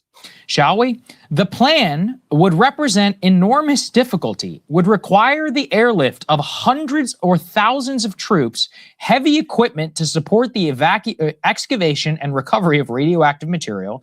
It could take weeks and would take place under fire deep inside of Iran. So literally would entail not only dropping in troops, but also excavators. They would have to build a runway, a temporary runway to have to come in. Listen, remember how we played the other day on the show? He just referenced it there. Mark Levin trying to do Donald Trump's bidding. Remember, Donald Trump put out his Truth Social post telling, hey, everybody, watch Mark Levin's show tonight. Mark Levin just happened on his show that night to try to convince everybody that it was not only necessary, but we could do it with our eyes closed, to send our troops in there and to gather up all of the uranium and just dig it up out of the ground and beat feet. And until we continue, until we got that mission accomplished, we couldn't get out of there. Like, everybody was going to have to be okay with boots on the ground. Everybody was trying to kind of butter the bread. They were trying to kind of, butter you up as far as being okay with boots on the ground. And he's talking about here what it would take, right? And rightly so. It would take excavators. It would take the equipment to dig it up. It would take the right teams to dig it up. So listen to what he shows here next, because he also plays here a clip that was sent in from, I believe he says, San Diego, of somebody that witnessed on a train in San Diego different pieces of military excavating equipment, diggers and backhoes and different pieces of equipment that would likely be used in a mission like this, heading towards whatever destination they were heading towards. So again, putting the pieces of the puzzle together without the appropriate information coming from this regime, this is what we're left to do. We're left to speculate. So again, why would these military excavators be on the move? Why? I mean, is there another reason? Obviously, it's plausible that there could be. But again, lining this up with what we know in the equipment they would need to undertake this, with what Mark Levin was just telling us the other night, knowing with what Donald Trump has said and not ruled out boots on the ground with the troops that we've seen been sent into the area. We're kind of trying to add this all up and see what could possibly come from this. But he shows this clip next. And come out. They would have to drop the Special Operations Force, and they would have to drop a force to protect the Special Operations Force, and it would take close air support and ground operations to make sure that nobody could even come close to them as they take the weeks and or months to actually carry out this mission. And a lot of people obviously think that that's totally crazy, but what's even crazier could even be in the works. Remember, the 82nd Airborne is there. You've got special operations units. But we wanted to flag this. This is a viral video that came out from San Diego. Can we go ahead and put this video up here on the screen where a user... And I'll mute him for just a second, but you can see here somebody in San Diego taking a video of what looks to be a military transport train with different pieces of excavating equipment, what looked to be sand colored, again, which would be used in that same kind of theater. The correct color for the theater, I should say. Obviously, different military flatbeds, military equipment, trailers, trucks that you can see here going by on the train. A pretty substantial amount of trailers as well. We're not talking about one or two. So what is the reasoning behind this? Where are they going? What are they preparing for? Just questions that are being asked there again as we talk about Mark Levin trying to get everybody on board with going in and sending troops in to get all the uranium out, which again would be a very highly detailed and skilled task, as experts have already rightly come out and told everybody. This isn't like a, hey, go in with the fucking a backhoe, send the guys smoking cigarettes and drinking beers in there, dig it up and we'll take it out. Like, this is, it's going to have to be very specialized equipment, very specialized people that do this. And again, putting them in harm's way, boots on the ground, putting them in a dangerous territory, the length of time that they're there would obviously, exponentially raise the amount of danger that they're in. Obviously, I have it written down here. Basically, I said dead soldiers equal retaliation equal further action, right? So the more people that we continuously put into harm's way, if they see action taken against them, if they see injured soldiers, if we see, God forbid, and hopefully we don't, any dead soldiers, right? That's going to cause retaliation from the United States. That's going to be more action. So that more action is going to lead to further retaliation from the Iranians, thus creating this fucking snowball effect of escalation, right? The escalation ladder is a real thing. And it doesn't necessarily take very long in order to get on that ladder, right? Like, all it takes is, again, whatever the reporting comes from this down to F-15, right? If, in fact, the Iranians, God forbid, and hopefully not, maybe get their hands on the down pilot, if, in fact, there is another down pilot on the ground, right? If, in fact, he is reported as deceased, God forbid again, hopefully not. Hopefully he's safe and sound. Or he or she is safe or sound, I should say. But again, if that's reported, that's going to make Pete Hegseth furious. That's going to make Pete Hegseth then go on and take further action, right? Thus requiring more retaliation from the Iranians. And you can see the kind of back and forth in the circle of that fucking, of that path. So you can see how this is just a ladder that will continue to go and escalate as we go up. whether that's boots on the ground, again, whether it's just this rescue mission and something drastic or dramatic happens with this rescue mission, whatever it may be, that's what happens. Hurt soldiers, injured soldiers, and unfortunately, as reported, dead soldiers equal retaliation, which equals further action. And that's just what we're seeing here. And again, so he goes on here to kind of speculate about this video that we're seeing here.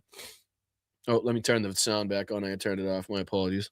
At the very least, you can see some of this type of equipment, which is making its way to the base, and who knows from where it could go. I don't even really know if it would have to be shipped over there, if they have, of course, if they have to also drop it in via air. But you can see very clearly what this would entail. It's not just some grab and go style mission. The Iranians know you're coming. And remember, in our last show, Crystal, we told everybody they hit that ammunition dump in Isfahan. Not a missile city, an ammunition dump, specifically of artillery and of weapons, which would be used as defense in some sort of ground combat operation. I don't think... Again, these are the pieces of the puzzle that everybody's trying to put together, right? Like, what does it mean? That's the question everybody wants to fucking have answered. And again, with the lack of clarity, the lack of transparency, the lack of knowledge, the lack of action or goals stated by the regime, whether it's the Israeli regime or, again, the United States regime here, makes it almost impossible, which is why we're doing all this digging and trying to have to put these pieces together,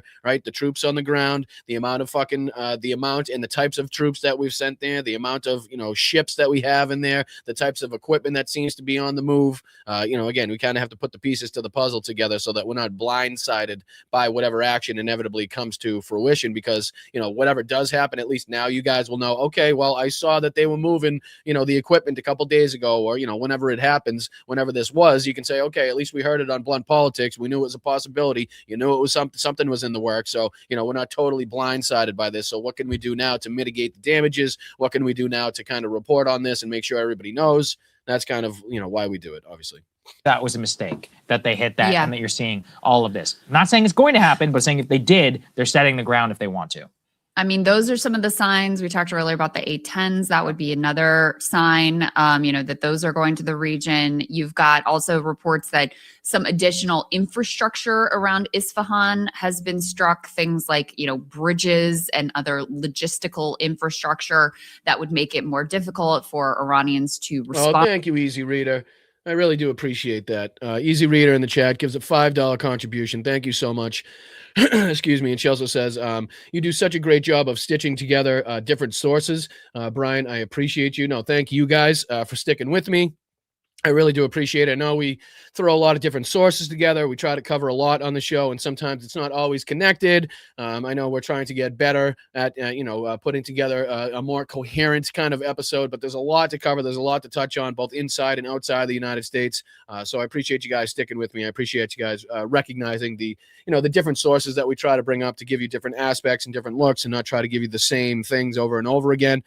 So thank you, Easy Reader, for the contributions, and thank you everybody else that's been contributing as well, whether it's via Venmo, signing up for the YouTube memberships over at the Patreon, or right here on the YouTube chat. Thank you to everybody on YouTube, Twitch, Instagram, Facebook, and Substack as well. You guys are all appreciated, and your time is valued here. It really is. So we try to do the best that we can with your time. So please hit that like button, subscribe. We're trying to get to 20K, and it's only with your help that we're going to get there. So appreciate you guys.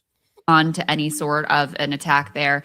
Also worth noting that this completely insane plan to seize this nuclear material, this was drawn up apparently at Trump's request, per this report from the Washington Post. So this wasn't something the military was like, okay, here's one of your options. Here's another option. Here's the Carg Island idea. And that's a fucking scary thought. Right there is a scary, scary thought. The fact that the mastermind behind the fact that we need to go in and get the enriched uranium is Donald Trump himself, and not the fact that, like we reported in Operation Midnight Hammer, that was a past military plan that had been in the works for years before it decided to be enacted. No, this is Donald Trump on basically the back of a fucking napkin, drawing up blueprints to have the U.S. military go into Iran to seize the uranium, to dig it up, and to remove it while under enemy fire, while at war with that fucking country. And again, it's all at the behest and leadership of Donald J. Trump. Holy shit. I mean, if that doesn't fucking, raise the hair on your neck, if that doesn't put some fucking, air in the britches there, I don't know what's gonna, unfortunately. Here's this, I know. He was like, what would this actually look like? Which I think is just a demonstration that this is this is a direction that he is very interested in. It has a lot of Trumpian hallmarks. He would be able to have some sort of a victory narrative. He would be able to claim, as he did after the 12-day war, that their nuclear program was completely obliterated. And That's a good point. That's a good point. I mean, he's desperately searching, like Benny Johnson and Tim Pool and the rest of these fucks, for any outlet, right? For any victory that, again, we continue to say to pry victory out of the jaws of defeat. But that's what they continue to try to do. So Donald Trump is desperate for some off-ramp. And if it's the seizing of the uranium, he continues to talk about the oil, right? Whether it's the oil on Carg Island or, again, whatever he thinks in his demented fucking warped little brain of his that is going to work. It should be fucking very worrying to everybody that he's the one trying to mastermind these plans, trying to mastermind these off routes himself. Because there were none planned to begin with. There was none thought about to begin with. None of the retaliations, none of the secondary aspects and effects that we're now seeing were thought about. Now they're fucking scrambling and, again, scribbling down different plans on the back of a fucking, McDonald's fucking wrapper, right? He's probably writing it on a Coke can or something like that. Whatever. The guy, who knows what's happening behind the scenes. But this is, again, doesn't bode well for a well-laid plan that's going to go smooth, that's going to go off and be effective at the very least. No chance for them to develop a nuclear weapon. And so, he would be able to assert some sort of a victory out of this whole mess. But very likely, given the highly risky nature of what is being contemplated here, it could be a complete and utter disaster where it just completely fails. At the very least, it's highly likely you will have significant casualties to come out of such a risky operation. Absolutely. And as we continue to say, casualties equals retaliation equals further action, thus getting us more deeply involved, more deeply invested as far as wanting to avenge whatever losses we've incurred because of this action. Right. So like the fucking hamster wheel just continues to spin. The further he thinks that we're going to do this one thing, we'll just do this one thing. That'll be over. Right. And what did we hear at the beginning of Iraq? Right. Like, the beginning of most of these wars that we've fucking been undertaking. We've talked about how their leadership or, their abilities, their capabilities or their military has been pretty much completely eradicated. We have air superiority, but somehow they go on for years and years and years and years. Somehow we're in Afghanistan 20 fucking plus years. Right. Like all of these things that we supposedly had overwhelming control and success in the first weeks or first days of the war, somehow still managed to carry on, still managed to drag on for years and years and years. Same thing that we've been told here. We had overwhelming success in the first days. We've achieved air superiority. We took out the Navy. We took out the Air Force. That doesn't mean that we're not going to fucking be engaged in these little stupid actions that continuously cause escalation and continuously, perpetrate this war to go on and to go on and to go on. That's not removing us from that kind of possibilities whatsoever. And then once you've had, a large number of American service members killed, are you really able to just walk away at this point? Great point. At that point? And how does Iran respond? How does Israel respond, et cetera? So, if I had to say this is the direction that his psychology would most lead him towards, I'm not even sure whether he's particularly made up his mind about exactly what he wants to do. It seems like he's getting a bunch of assets in the region to have a whole lot of different options. But to me, the idea that they're just going to continue this air-only campaign for another 2 to 3 weeks, it's not going to fundamentally change anything in terms of the strategic objectives. And then he's just going to walk away with his presidency in shambles and having effectively, de facto declared a complete surrender to the Iranians. That's very difficult for me to imagine him doing. The other problem with this whole 2 to 3 week timeline is, the war is going to continue. And it's not just us bombing them, it's them bombing us and Israel. So let's put some of this video up here on the screen that we have. Israel continues to get pounded every night. And remember, they're rationing missile interceptors. They are having a lot more sites that are struck. Anybody can go. And again, just more information, more details that you're not being told told by this government, by Pete Hegseth, by Donald Trump. Not once have they come out and said, we're watching closely that Israel has been taking a pounding, that they're low on interceptors and we have to act accordingly. Nothing to the effect has been said so far. A lot of this information in the videos has been kind of quelled. They don't want this getting out, whether it's Netanyahu's government or again, Trump's government here. They want to make sure that what you see is kind of very controlled and propagandized before you get it. We're kind of getting these really short clips that manage to leak out on these different platforms all over the world that kind of make it onto social media that we have as reference. Typically not wide reports or long reports from Al Jazeera or anything like that. If it is a report, it's typically by people, lauding against the Iranian regime for whatever attack, for whatever missile they lobbed into Israel, as opposed to, again, talking about the plight of the people or amount of missiles that have been able to kind of get through the Iron Dome there. So again, here's just kind of a few videos he's going to show on the side of some of the missiles that Tel Aviv has faced recently, just to show you again that the realities on the ground do not line up, do not match up with what you're being told, whether it's by right-wing media or by this administration. Watch video of all of the damage that has happened in Tel Aviv. Just yesterday, there were multiple foreign journalists and others reporting the number of intense missiles barrages that were coming in as a result of Iranian ballistic missiles, which were not being intercepted and were actually striking, as you guys can see, just from the ground of like what it looks like. That doesn't look to me like a nation, like a country that doesn't have any military capabilities, that can't get through the Iron Dome, right? That's just not what we're seeing on the ground. And as much as it's a shame and as fucking much as it sucks to have to report on this shit, that's just kind of the realities that we're seeing. We seriously seem to underestimated the ability and the power of the Iranian regime, of the Iranian fucking people, the Iranian military themselves to be able to fight back. We've kind of been so used to fighting different factions and proxies that we kind of forgot what it's like to fight an entire country with their military. Even if you do wipe out a substantial portion of whatever capabilities that they have, even though they didn't technically or really use those or need those to begin with. It doesn't matter how many targets you've struck. Again, if you've only taken out less than half or maybe half of their capabilities, they still have the other half to work with, as we're seeing. And not only is that other half, hugely effective, but it continues to be, a thorn in the side of both Israel and the surrounding areas that continue to be attacked while running out of the interceptors and having to kind of, pick and choose really what barrage they send up the missiles after, because they don't have enough to go after all of them.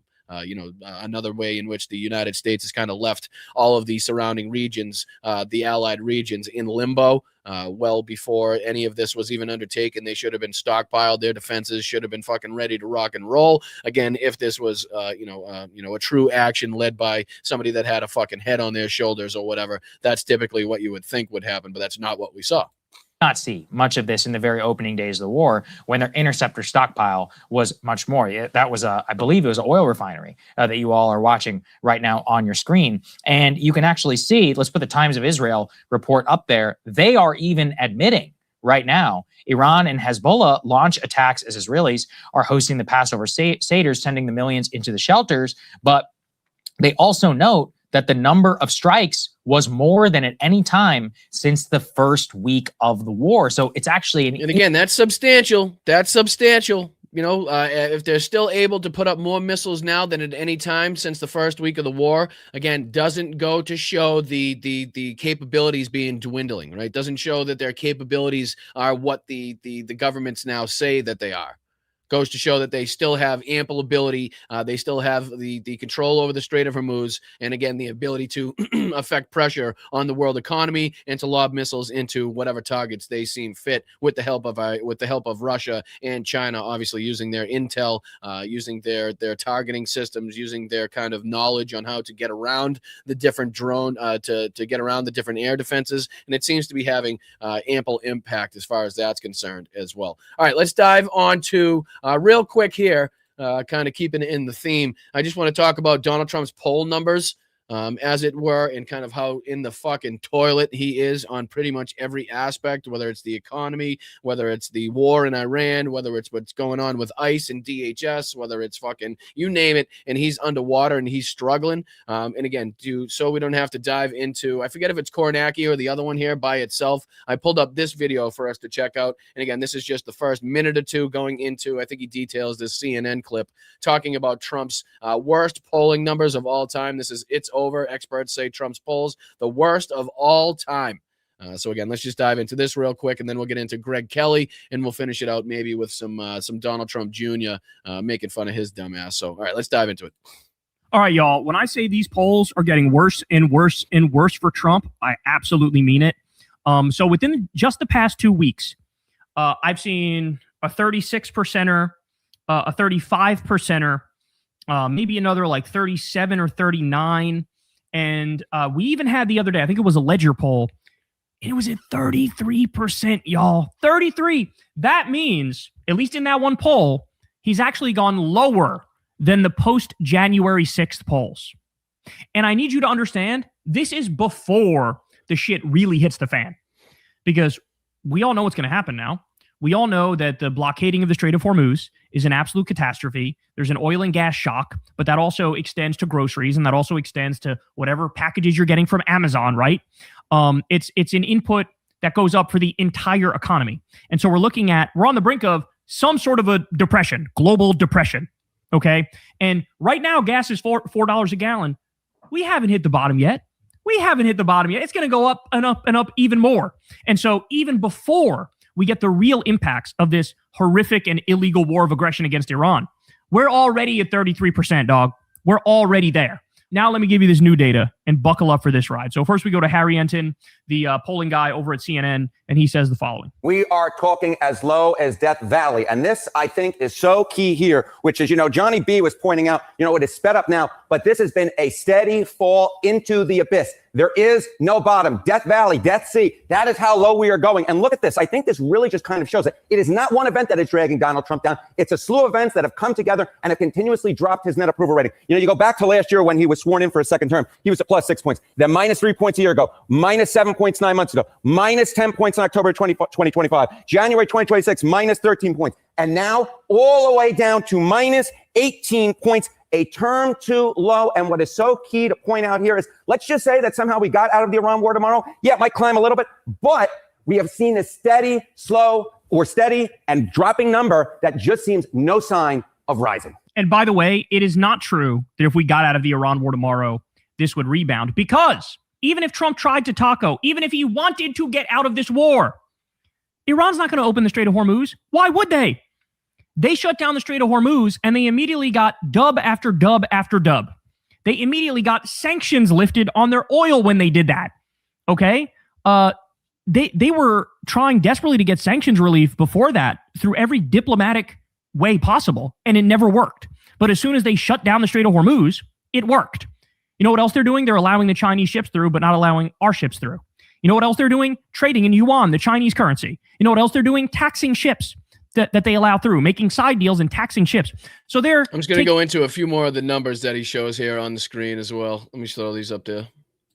First term. Yeah, I think what's so important to point out here is right now we've seen that steady drop downward. In term one, it was anything but that. Take a look here, the 3-month change in Trump's net approval rating at this point in the term. In term one, he was actually rising at this point. He was actually going up. His 3-month change was up by 5 points. Now we're talking about a 3-month change in which he has fallen to a new term too low, in which he's at minus 18 points. In term one at this point, he was actually higher. Remember, Trump was breaking all those records during term one, right? But at this point, term one, he was at minus 12 points in his net approval rating. He is now 6 points lower. What records are you talking about? The amount of lies that he told in the first administration? What are the records that you're talking about?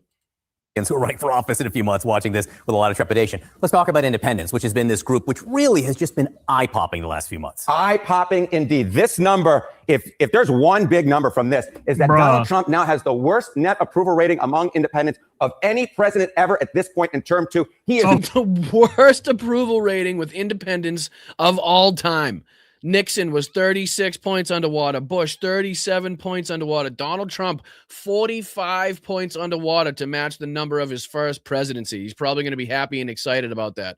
I'm sure he'll make a negative 45 hat. He'll be selling for fucking $700 on his fucking cheap Chinese social media site he's got going on there. But Jesus Christ, look at these numbers. Minus 45, guys. And he goes out there and he still tries to say it's the most fucking productive economy. It's the best first year any president's ever had. I mean, again, we don't put a ton of stock into these fucking polls all the time, but the fact that they are so consistently showing the decline, showing that people are pissed off with what Donald Trump doing is the reason that, you know, you can kind of focus on them a little bit more than we typically do.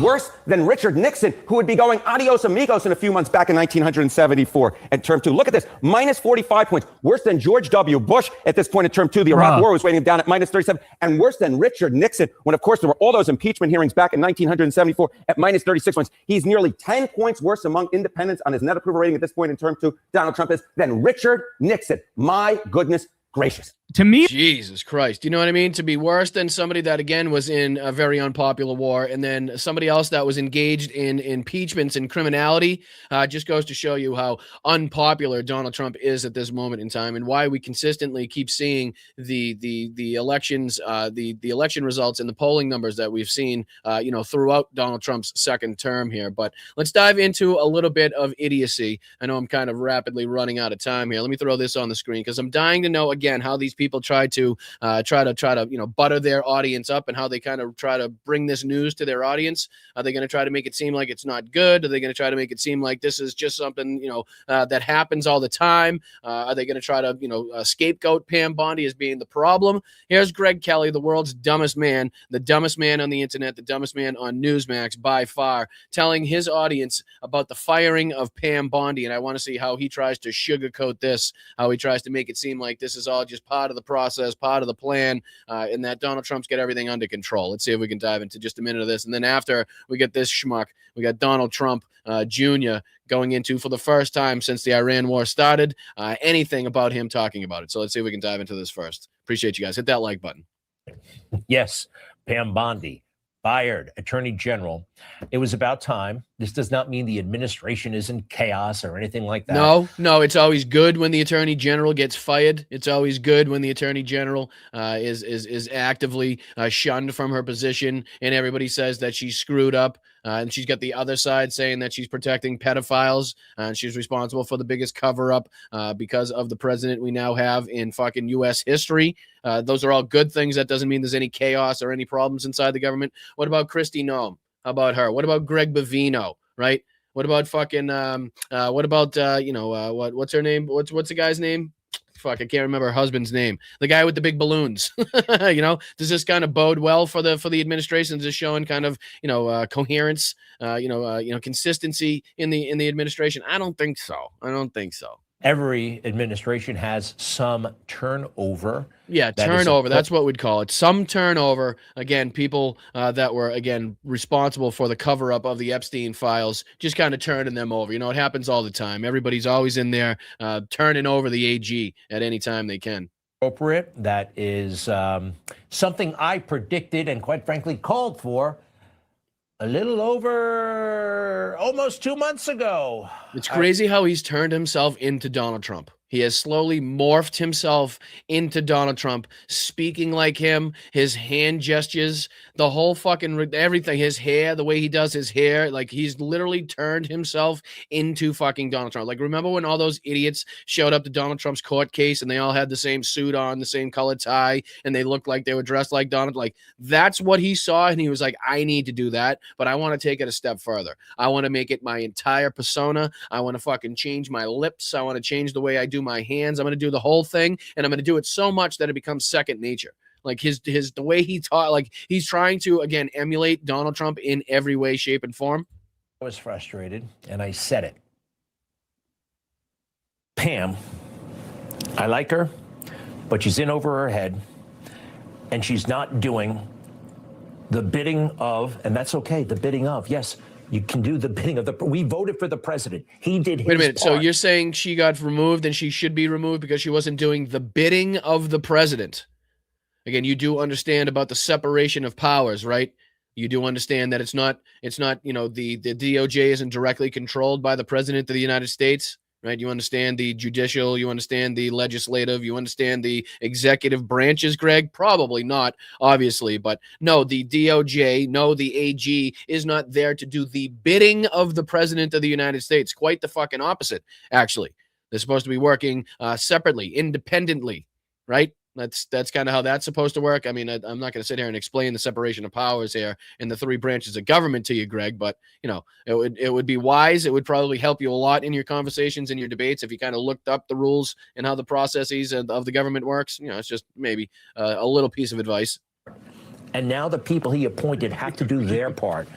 And I don't. Be pragmatic says Greg can't even figure out a bus schedule. All right. Touche, B. I understand, right? I'm trying to be reasonable. Like, I'm trying to be coherent, and I'm trying to give like an honest take on this when it's just not an honest person or a brain inside that head to be had. So you're right. My apologies. My apologies. I think Pam is living up to that responsibility. Lots of theatrics on her part today before the House. That's great. But she was non-responsive, evasive, and I think she is not to be trusted, and I hope she leaves soon. Wow. So it happens. Politics, politics. It's politics, it's right? It's fucking tough. It's really tough when you cover up for the world's largest sex trafficking ring involving pedophiles and children, right? It happens all the time. It's just a thing that the bump in the road the Trump administration has to go through. It's just, it's a little nothing. Don't even pay attention to it. Don't think twice about it. And he's pissed off the same way that, who was it? Benny Johnson or Tim Pool, I forget who it was now, was pissed off that Pam Bondi didn't go after Donald Trump's political opponents more. Like, that's the angle that Greg Kelly's coming from here. Like, Pam Bondi wasn't loyal enough to Donald Trump, right? She didn't defend and obfuscate and make sure she covered up the Epstein files enough for Donald Trump. She didn't go after Donald Trump's political opponents and arrest them and put them in prison and send them to different fucking concentration camps in El Salvador. Enough. That's the angle that he's coming from. But it was really tough when President Trump got locked up 4 times and he did absolutely nothing wrong. Oh, nothing wrong? No, those 34 felonies? No, nothing wrong? Not absolutely nothing wrong, you're going to say? No? I mean, all of the things that we can talk about in all of the different court cases, and he did nothing wrong, Greg? You still on that side? You're still trying to ride that train, are you? Jesus Christ. Deserves accountability. He is the president. No, what you mean? The word you mean is revenge. That's the word you're looking for. You think he deserves revenge, and you want an AG that will go in there and yes man him to death. And no matter what the fuck happens, even though Pam Bondi has absolutely tried to prosecute Donald Trump's political opponents, but there's no fucking case to be had, right? Where there were cases to be had against Donald Trump, which is absolutely why he's fucking a 34-time felon, right? Which is absolutely why he was found liable for sexual assault against E. Jean Carroll and the many other things that we know he's responsible for. That's because there were, cases there. There was evidence pointing directly to Donald Trump. That's why those things happen, whether he's still in the election, right? Whether he's paying people to not talk about his involvement with fucking Stormy Daniels, whatever it is, right? There was evidence there. There was court cases, and there was people that read that evidence and saw that and still went on to convict him, as opposed to the bullshit cases that you're trying to pull against, I don't know, pick your poison, whatever. It's, I'm sure it's a lot of Jack Smith and the rest of the people that were involved in these cases that you want to go after, right? So, but those aren't cases. Those are just bullshit political fucking prosecutions that Donald Trump wants to enact because he wants to seek revenge. And that's why Pam Bondi is now out of there, and Greg Kelly is taking that same angle that Donald Trump is coming from. United States, people committed criminal acts to put him in this position, and they must be exposed. President Trump has the right. Quite frankly, he has the duty to pursue cases against those who did this, who tried to take away democracy from all of us. I knew it was coming. I knew it was coming, whether it was Letitia James or Jack Smith, again, Alvin Bragg. It was just a matter of time before he started throwing these people on the screen, because he wants to see them thrown in concentration camps. He wants them strung up with piano wire. He wants them persecuted at the fucking at the behest of the president of the United States because of the rightful cases that they brought against Donald Trump and the actions that came from that from Donald Trump's peers that made the decisions and the judges in the cases that have that made those cases possible there. But again, this is Greg Kelly trying to make it seem like Pam Bondi wasn't doing enough, wasn't loyal enough, and that she should have been doing more to protect Donald Trump, which we all know is just absolutely insane. But all right, let's dive on to this next clip. We'll finish up on this one, and then I'll get you guys out of here. I'm only showing this because this is the first time, and in case you just joined us, in case this is the first time you're here and watching Blunt Politics, I do appreciate you for stopping by. Make sure you hit that like button, subscribe to the channel. But this is Donald Trump Jr., okay, for the first time in the fucking time that we've been at war with Iran, that his father, again, the president of the United States, enacted war with Benjamin Netanyahu and Jared Kushner to, again, obfuscate and help these people from getting out of the criminalities that they're involved in. The first time since this has happened that Donald Trump Jr. has even brought up, mentioned, referenced, talked about any actions inside of Iran that I could see, that I've seen since again, like I said, this started. So he talks about a historic moon mission, AG shakeup, Tina Pinas, and much more. No reference of the Iran war in the headline, of the title, in the thumbnail whatsoever. But again, he does reference it, and I just want to play a couple minutes of it to see kind of how he's talking about it, as we just learned about the F-15, as we continue to learn that only about half of the Iranian missiles and weaponry and military capabilities have been eradicated as far as what they could strike back with. So again, keep that in mind as we hear the propaganda. Let's see if we can start this. Here's Donald Trump Jr.'s ass on Rumble talking about, for the first time, his dad's ridiculous, unconstitutional, illegal, and destabilizing war he's gotten us into.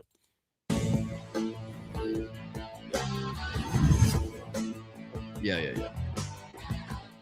Hey guys, welcome to another huge episode of Triggered. I hope everyone is doing well this Thursday. I had an absolutely awesome day yesterday.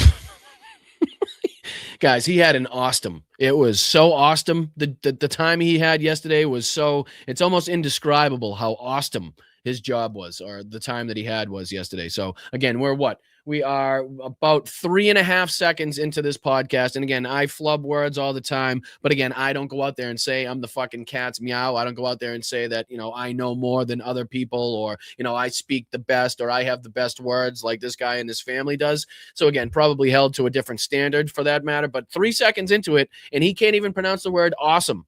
It's awesome. He had such an awesome time. One more time on that, John. What'd you have? Another huge episode of Triggered. I hope everyone is doing well this Thursday. I had an absolutely awesome... Why do you sound like a fucking robot on helium? Like, I don't understand. Why are you slowed down? Are you in half speed?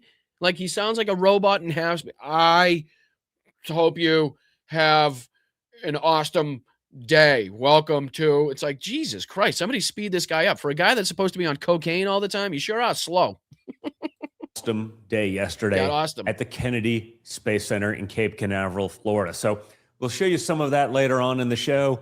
Got to bring... that doesn't look like Kimberly Guilfoyle. Oh, no, she's out. All right. Nope, that's right. She's out. This one's in. Sorry. My kids got to watch and be a part of American history and American exceptionalism. So always awesome to fly on the wall. Look forward to showing you guys some of that. Also, some big news out of the DOJ.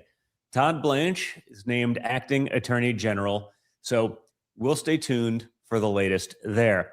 And it sounds like he needs to be recharged, right? Sounds like he's a cell phone battery, or like a kid's toy that's running out of charge and it's kind of still working, but it's not working properly. Like, it's really not saying words at this point. The lights are flashing at the wrong time. Like, nothing's really kind of clicking as far as that's concerned.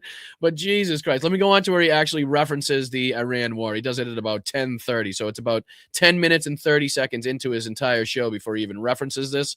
So let's see if we can just dive in. I wanted to show you the beginning because, again, he didn't get through 3 seconds before he's mumbled, jumbled, and sounded like a robot on fucking, I don't know, ketamine, I guess. It's going to be a show focused mostly on all of that, okay? Last night, my father addressed the nation at the White House. He did. He addressed the nation. He told us everything was A-okay. He said we're going to be out of there in 2 weeks along with this health care plan.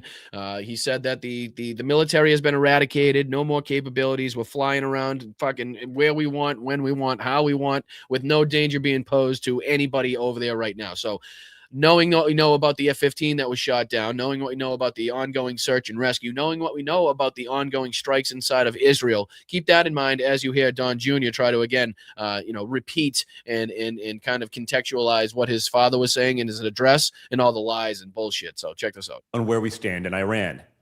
Operation Epic Fury. Epstein Fury, dickhead. Epstein Fury. Get it right. Over 12,000 targets hit. More than 155 Iranian vessels destroyed. Yep. Their missile program basically wiped off.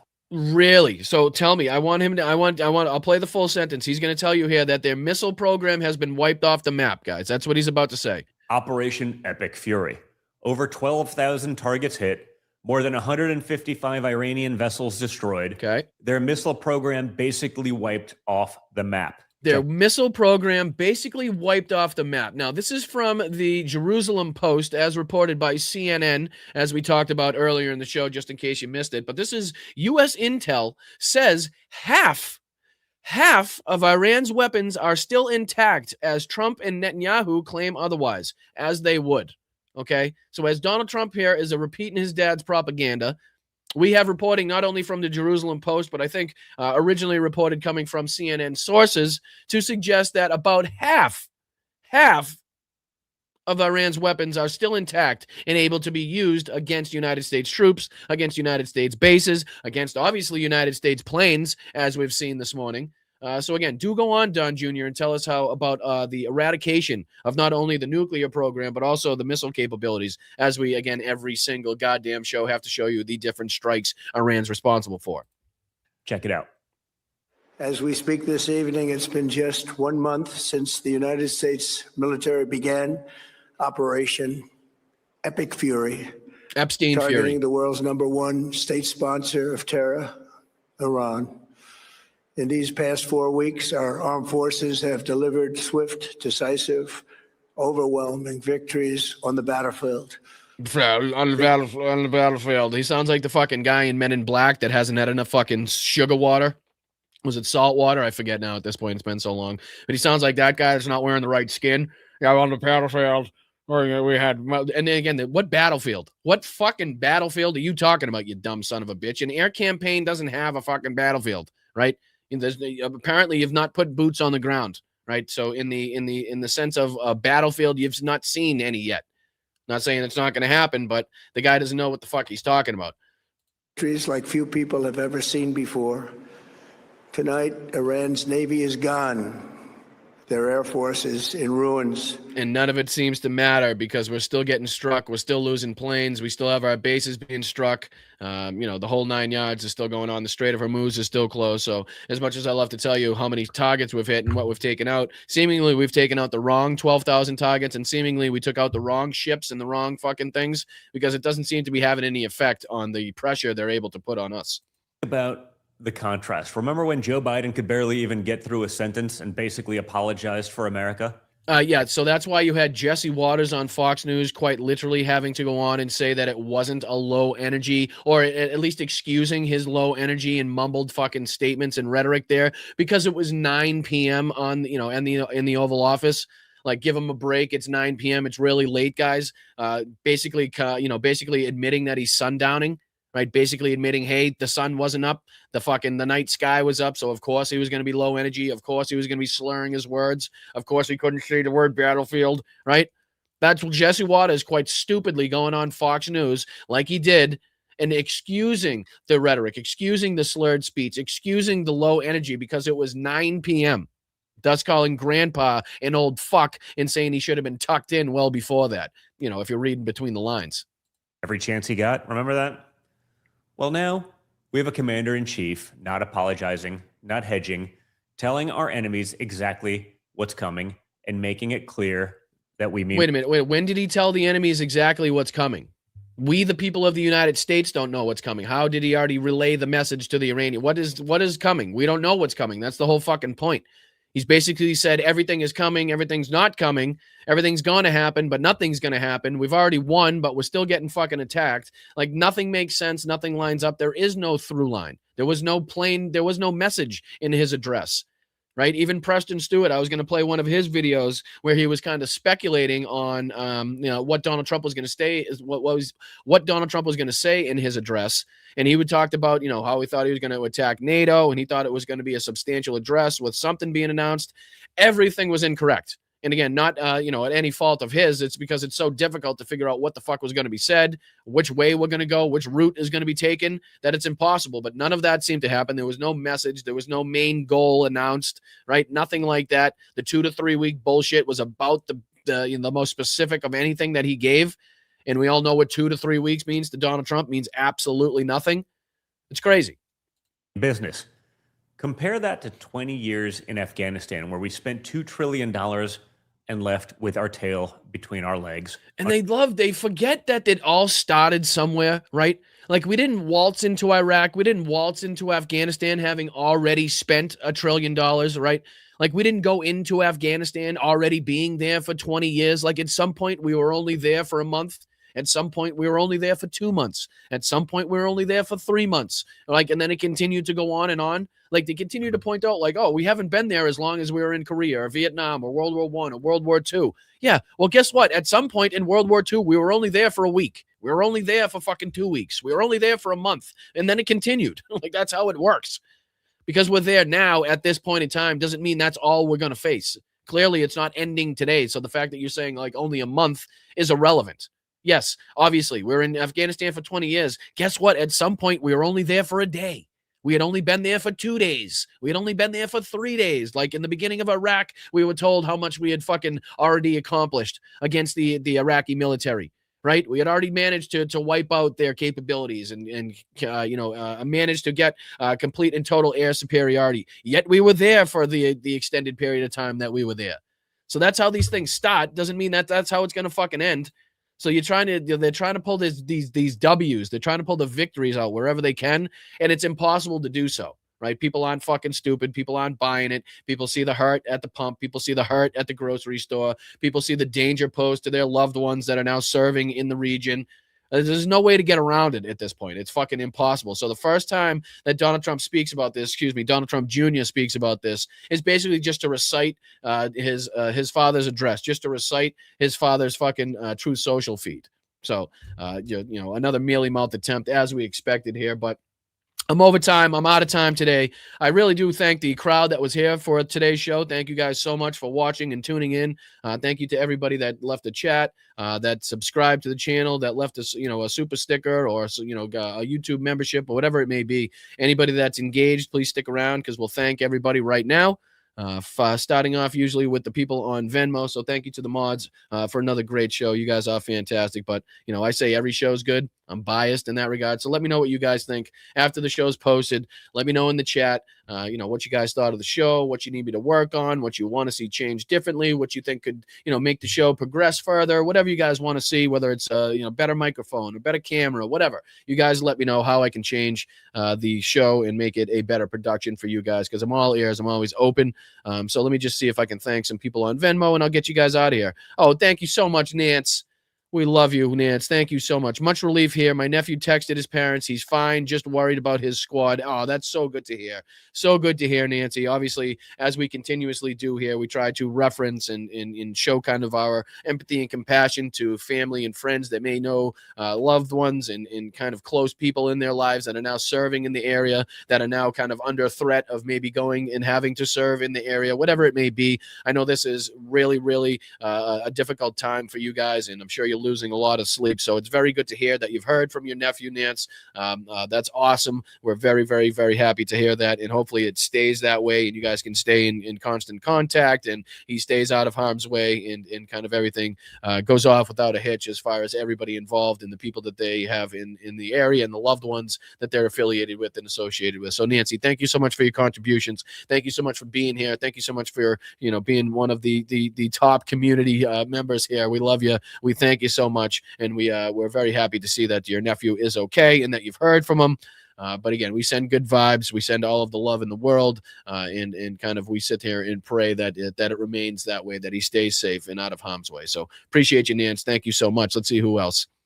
Thank you so much, Roxanne, as well. Thank you so much, Roxanne C, for the $10. You are amazing. She sends a pretty cool GIF with Pam Bondi being fired and says, "Happy Zombie Jesus weekend. Wish I could do more because you deserve all good things." And again, don't make me get mad at you guys. Don't be apologizing for not being able to do more. We all understand the situation that we're in right now, the financial instability that we face.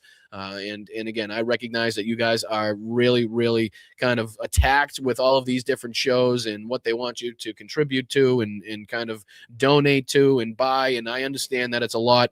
Unfortunately, that's kind of the mark of the beast here. That's kind of the way of the world as far as trying to make it as a streamer, as far as a YouTuber, and having a political podcast as far as that's concerned. So again, but I do recognize that you guys can only do so much, that you guys are spread very thin as it comes to supporting these different channels. So I want to make sure that you guys are recognized, and I know that you guys aren't able to just kind of support everybody in anything that you want to. So again, thank you, Thomas, the altar boy from the last couple days as well. I hope you're well, my friend. Again, sending more healing and loving vibes your way. Thank you so much to Thomas and Victoria, and again, congratulations on your 27th anniversary.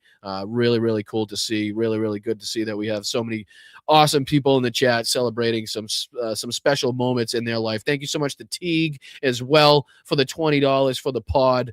Really, really do appreciate that, Teague H. Thank you so much to Roger. Appreciate you, Roger, as well. Peter, as well. Thank you so much, Peter, for the huge contribution. Truth and honor, blunt politics. Thank you so much to Peter R. in that regard as well. And then Damon V. Sawyer, Roger Carter, all throughout the last couple of days. Jenny Faye, Claudia. All of you guys have really been substantial in making sure that this show gets out there to different people and contributing to the financial success of the show. So appreciate you. Starting it off here today on the YouTube side of things is Jeff, my main man, Jeff. Sweet hat, Boston Brian. Get yours at the Boston Brian shop. Should I put that on? Should I be like a good podcaster and show you guys on the screen exactly what my main man Jeff is talking about? So head over to the Blunt Politics shop, now open, ladies and gentlemen, at bostonbrian.com. And again, you can get all your information about the show also at bostonbrian.com, whether it be the show schedule. Also has all of the links to my different social media platforms. So anything and everything you want to get to should be able to get to through bostonbrian.com. But again, the Blunt Politics shop is open. We got some pretty cool friggin' merch, if I do say so myself.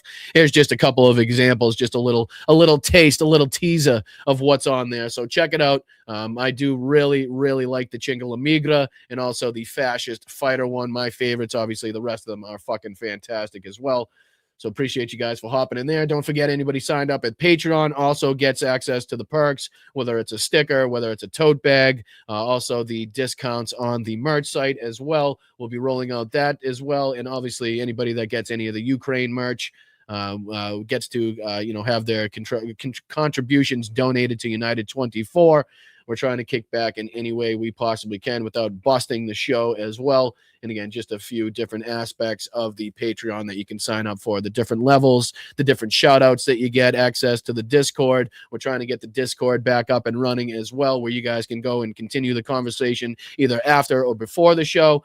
Very much appreciate anybody that's still been active and affiliated with that. I know it's a lot for me to get to. It really is, with all of the different social media sites and platforms and DMs and emails. It's a lot. So I apologize if I don't get on all of these as much as I should. But again, the Discord's more for you guys to have these ongoing talks and discussions. Here's all of the different social media sites that you can follow me on. So again, reach out, say what's up, shoot me a DM, hit up the Discord, hit up the Patreon, get access to all of the cool and different things that you can get. And again, this is kind of the reach, the max of my benefit that I could give you without hiding things behind a paywall, right? Without doing different shows and saying that only members can watch it, or hey, pay $5 so you can see this episode with all of this important information. Like, those are the different incentives that these different channels give you, and I don't fuck with that, right? I don't think that's right. I don't think that people that have been watching this show since the fucking very day I started this, that maybe don't have $1 or $5 or $10 to come out of pocket, that they wouldn't be able to see that content that should be very important and beneficial to their life. Like, that's just bullshit to me. I don't intend to disrupt the live stream or podcast with 47 different fucking commercials. And, God bless anybody that you watch that does do that. To each their own. I'm just not going to do that. I can't stand watching people with commercials like that. I can't stand watching people that give these fucking dramatic thumbnails to only sell you 14 different products that they themselves don't use or take, but it's going to say they changed their lives. And again, we're all there's a lot of people responsible for that, not just the right. A lot of people on our own side that, again, fucking really irk the shit out of me, the way that they do their shows. And I really, really am committed to not doing the show like that and not making you guys sift through all of the bullshit and not the funding and the sponsorships and none of that. I just want you guys to find value in the show. I want you guys to enjoy the time that you spend here, enjoy the community that we've built. And if you have an extra dollar or two, kick it into the show, and hopefully we can build a community big enough where a dollar or two from everybody will be more than enough to keep this platform running for a long time. So that's my hopes. That's the goals. And it's only with your help that we're going to be able to do that. Big shout out to the mods that keep this show running. Thank you so much to Tiff and Andrea. Thank you so much to Adam. Thank you so much to Jenny. Thank you so much to Rox. Thank you so much to Alyosha over on Twitch. Thank you so much to Mark P. Thank you so much to everybody that helps. Sorry if I'm missing anybody, but there's just so many fantastic people that make this show possible. And I couldn't do it without you. So I want to make sure that you guys know that. And I really do appreciate you. So make sure you're staying loud, staying proud, staying aggressive. I'll see you Sunday on the main show. If we don't have any main breaking news, maybe with any reports that come from this ongoing search and rescue. Again, I'll have to take a look at what's been updated since we got on. But again, if there's anything, major breaking news to bring you, I'll see if we can pop back on either later tonight or tomorrow if anything comes up, okay? If not, I'll see you Sunday. Enjoy your days off. Enjoy kind of your mental health. Take a walk with the dog. Go out and play some golf.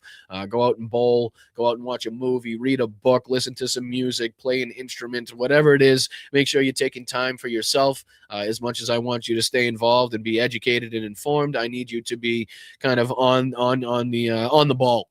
Excuse me. I need you to kind of be at the best of your abilities, and you can only do that if you're taking care of yourself, you're eating right, you're sleeping, making sure you're getting away from the nonsense for at least some period of time. I know you're kind of inundated with different shows and platforms that you could watch at this period of time and kind of continuously be into it. But take some time for yourself, whether it's 15 minutes, whether it's an hour, whether you take the whole day and you don't watch any news, whatever it is that works for you guys. I'm worried about you. I'm thinking about you because I know the effects that I've seen, by having to sift through all of the war footage and kind of dealing with, the aspects of what's going on domestically as far as abroad and all the wars that we've had to cover. It's a lot doing this every day and trying to stay involved and trying to build these shows up every single day to make sure that we're covering enough. I know the detriment to me and my mental health. I want to make sure that we keep you guys healthy and safe as well, so we can have you guys in tip-top shape come fucking midterms. All right, I'm out of here. I appreciate you. I'll see you. Make sure you hit that like button on the way out. Thank you to everybody who contributed. Oh no, did I go through everybody? No, I didn't finish everybody. I didn't even come close. What was I doing? Holy shit, I only did one.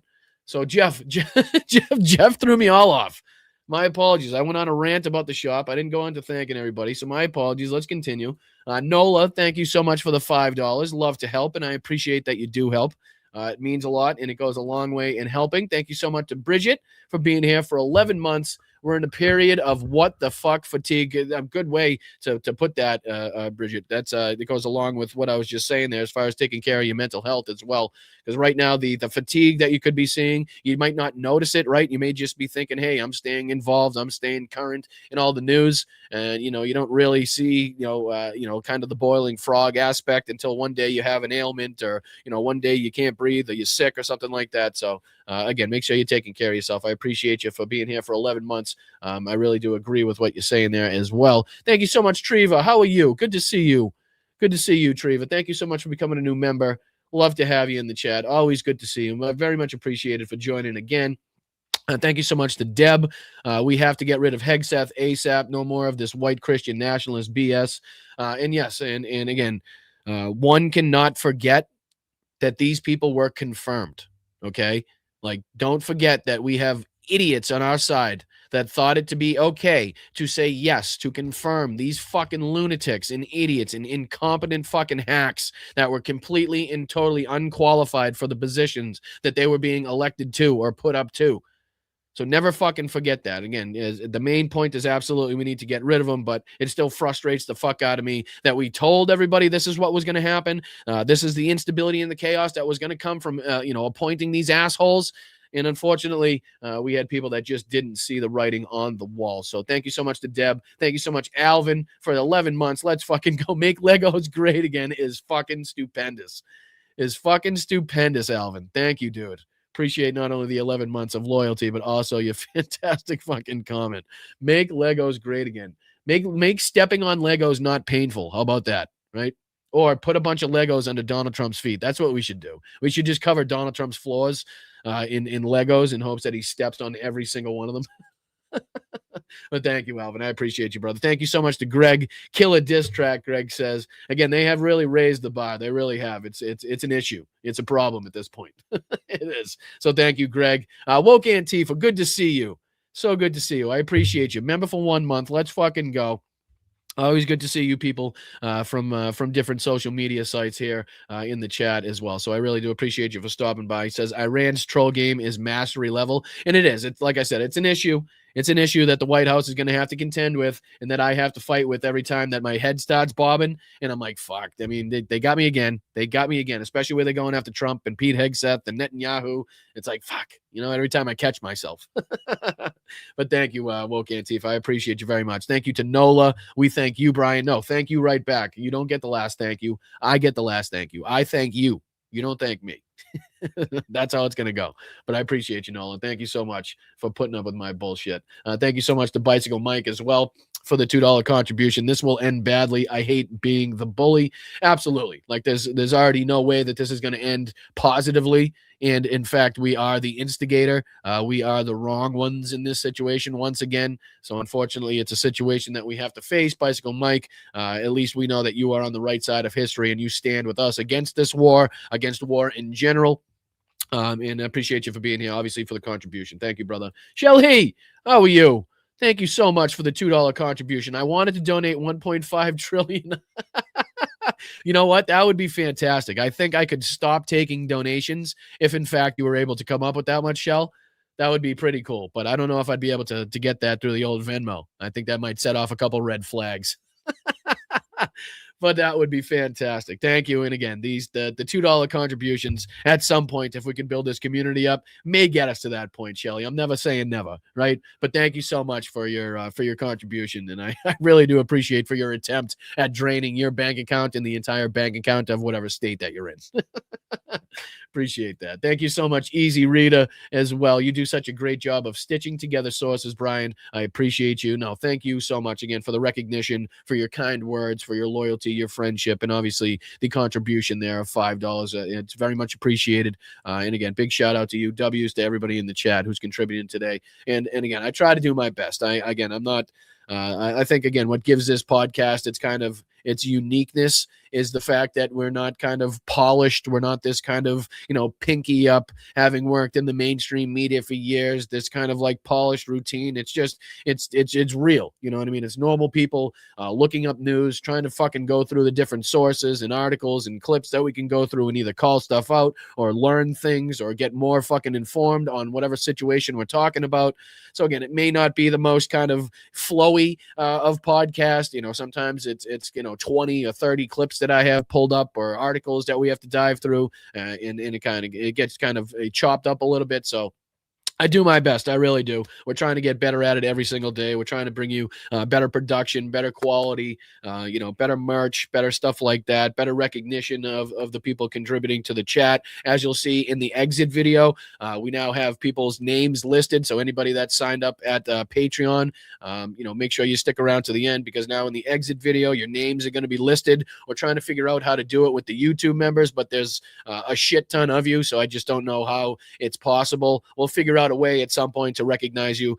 Right now, we'll kind of recognize you guys all in one chunk, and hopefully you guys, recognize the appreciation that we're being shown and the inability we have to put that many names on the screen. But the Patreons, we did manage to get your names on there so we could recognize all the people that are part of the backbone of this community. So stay tuned always for the end of the show, where we recognize all of the super chatters and people sending in Venmos, but also you get to see your name. We're also going to stay on top of the new people that are signing up at Patreon to try to keep track of that, so we can do the shout outs. It's going to be a lot, but hopefully we can continuously stay up on it and make sure that we fulfill our duties so that you guys, feel appreciated and feel wanted and accepted like you should. So thank you, Easy Reader. Thank you, Pepper. What's going on? Thank you, Peppa WI. Is that Wisconsin? Peppa, Wisconsin? Is that a place? I'm going to go with it's a place. Peppa, Wisconsin. Is that like Salt, Idaho? I'm kidding. Obviously, that was a bad dad joke. My apologies. Let me take that one back. I take that one back. But Peppa, thank you so much. Please don't take back your membership after that joke.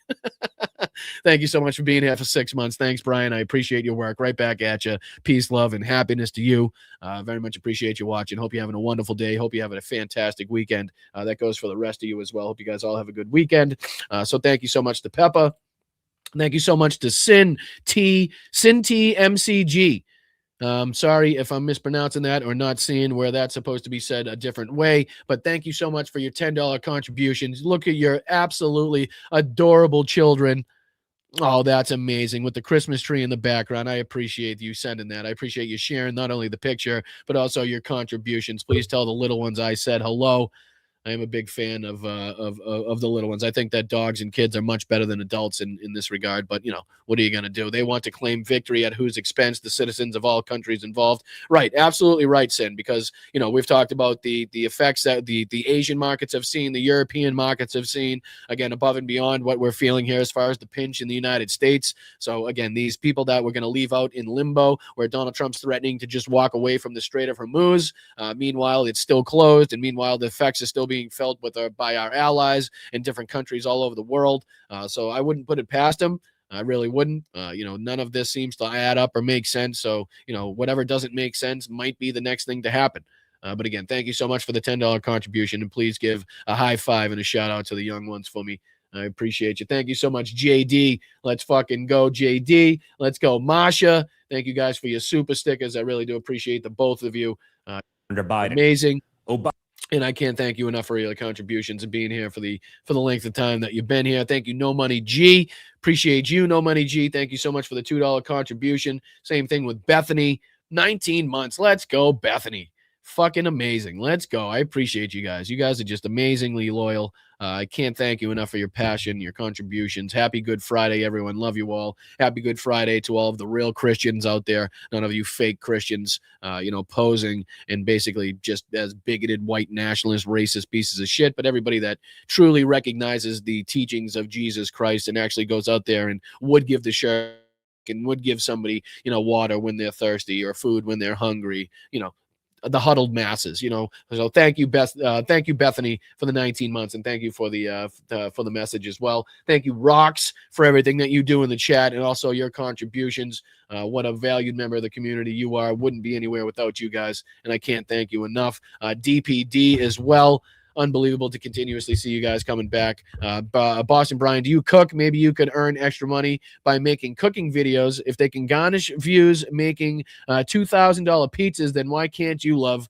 Well, I mean, again, I was known for chefing up every now and again. It's been a while. Let's just say I'm not in really not only the financial position, but also the housing position, the kitchen position to have the resources to go cooking up a storm nowadays, let's just say, to put it mildly without getting too specific. But no, I'm suggesting, or I'm kind of hoping that there is some outlet that I could have as soon as the weather gets better, whether it's kind of like an outlet of a golf channel, maybe. I don't fucking know. Who knows? But something secondary where the days that we don't have political podcast, I can get my mind off of things while also having the opportunity to, earn some money and make a life and kind of, get a life of my own at some point. That would be fantastic because it doesn't seem to be in the works anytime soon. But, what are you going to do? Who knows? At some point, the videos may take off. At some point, the podcast may take off and we may see exponential growth. You know what I mean? I'm not putting it out of the realm of possibility, especially with your help and your contributions, guys. So thank you, DPD. But we'll see here. Well, I don't know what's going to come first, the golf or the cooking show. But thank you so much. And Carol, rounding it out today, I appreciate you for the $5. No lie, looks identical to my favorite sister. Easy reader, no lie, looks identical to my favorite sister. Well, isn't that strange, huh? Maybe you guys are long lost there in the chat. We got some long lost relationships and meetups to happen in the chat there. I appreciate you, though. We're building a real coalition here, a real family, a real resistance, a real opposition. And if you want to join that coalition, if you want to join the resistance, if you want to join the opposition and you're kind of sick and tired of the bullshit that you have to sift through with some of these other platforms, you like kind of the real speak, the real talk, put it bluntly without sugarcoating, where a person wears his heart on his sleeve and isn't afraid to call out anybody and everyone, regardless of height, size, shape, color, political affiliation, or fucking bank account, then, join us right here at Blunt Politics. I'll see you Sunday. Again, if anything breaks overnight, if anything breaks later today or tomorrow, we'll see if we can pop back on without disrupting anybody else's show. Because again, we don't want to step on anybody's toes. Again, all these people that you are out there supporting, I hope you're out there kind of in the chats and letting everybody know about Blunt Politics. Spread the word, share the show. I do appreciate you guys, regardless of what social media platform you're on. See if you can drop a couple lobsters. See if you can drop a couple hints to people that they would like or consider liking this podcast. If you see or watch kind of podcasts similar to this, or in some way similar, or with similar messaging, let the people know that there's other options out there. And to come over here. All right. I appreciate you guys. Thank you, Facebook. Thank you, YouTube.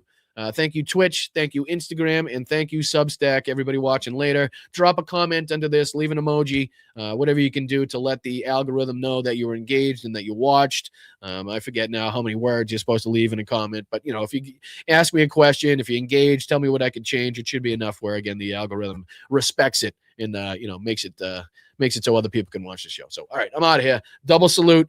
Stay loud, stay proud, stay aggressive. Thank you again to the best chat and community on the fucking planet. When we see you. If there's breaking news, we'll see you. And if not, we'll see you Sunday. All right. Appreciate you guys. And again, recognize your names. See if you can look for your names in the outro. I'm out of here. Boston Brian, Blunt Politics. Peace out with the grease out. Appreciate you.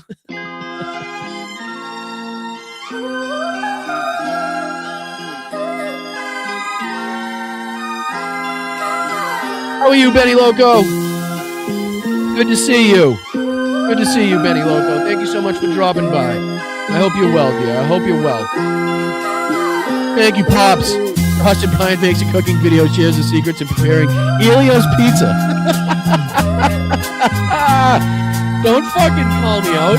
Come on, Jesus Christ. Catching strays in here. Fuck me.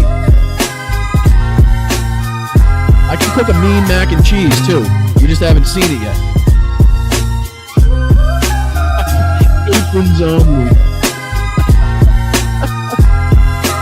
Oh, you assholes. You assholes.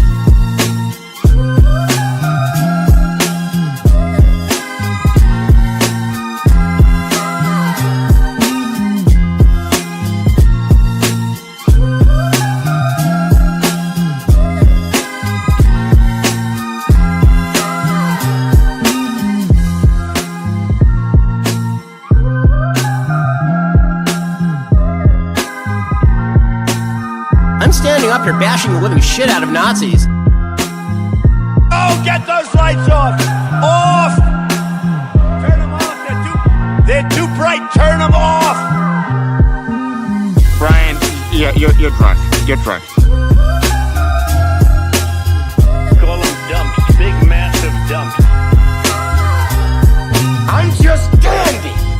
I got a bowl of chocolate pudding in my underpants. I'm just an average guy who read public documents where the elite said they were going to enslave us and destroy America. And I'm not going to be like yuppie scum and deny the threat to my country. I'm going to fight back. Yes, of course, hence the name. Movement, it moves a certain distance, then it stops, you see. Revolution gets its name by always coming back around in your face. You tried to kill me, you son of a bitch. So welcome to the revolution. They've been conserved since the time of lobsters, right? There weren't trees around when lobsters first manifested themselves on the planet. Man, I ain't falling for no banana in my damn thing. Obama. He says rectum damn near killed him. Taking him back to Nevada where he's wanted for banging horses. Hey, you got a little chubby going there. Our army manned the air. It ran the ramparts. It took over the airports. It did everything it had to do. Gettysburg, what an unbelievable battle that was. The Battle of Gettysburg, what an unbelievable. I mean, it was so much and so interesting and so vicious and horrible and so beautiful in so many different ways. It represented such a big portion of the success of this country. Gettysburg. Wow. I go to Gettysburg, Pennsylvania to look and to watch. Yeah. Yeah, I meant it. I totally meant it. Totally meant it. I meant to come back. I forgot to say how much I love you guys. That's what I forgot to say. I forgot to say I love you. I forgot to tell you that I missed you. And I totally meant to come back this time, and that I'm definitely not going to get called out by Tiff and the rest of the chat right now as my second attempt. I promise that's not what took place. I did not forget to click that one single button that would have made this not possible to happen. All right, let's try that again. Bye.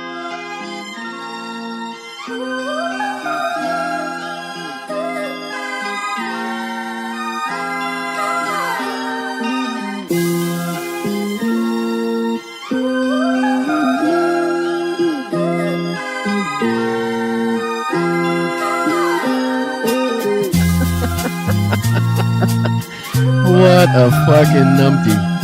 What an absolute numpty.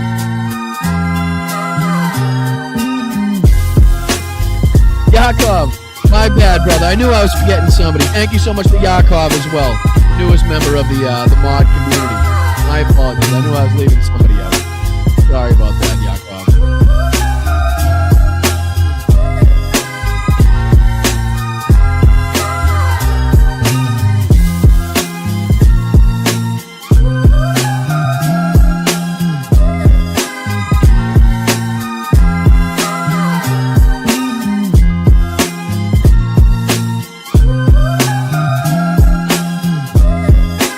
All right, guys, I'll see you. If there's any breaking news, I'll pop back on. If not, I'll see you Sunday, all right?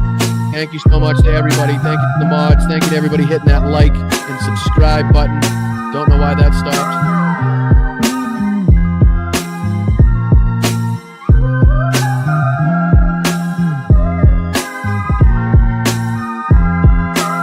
The big fat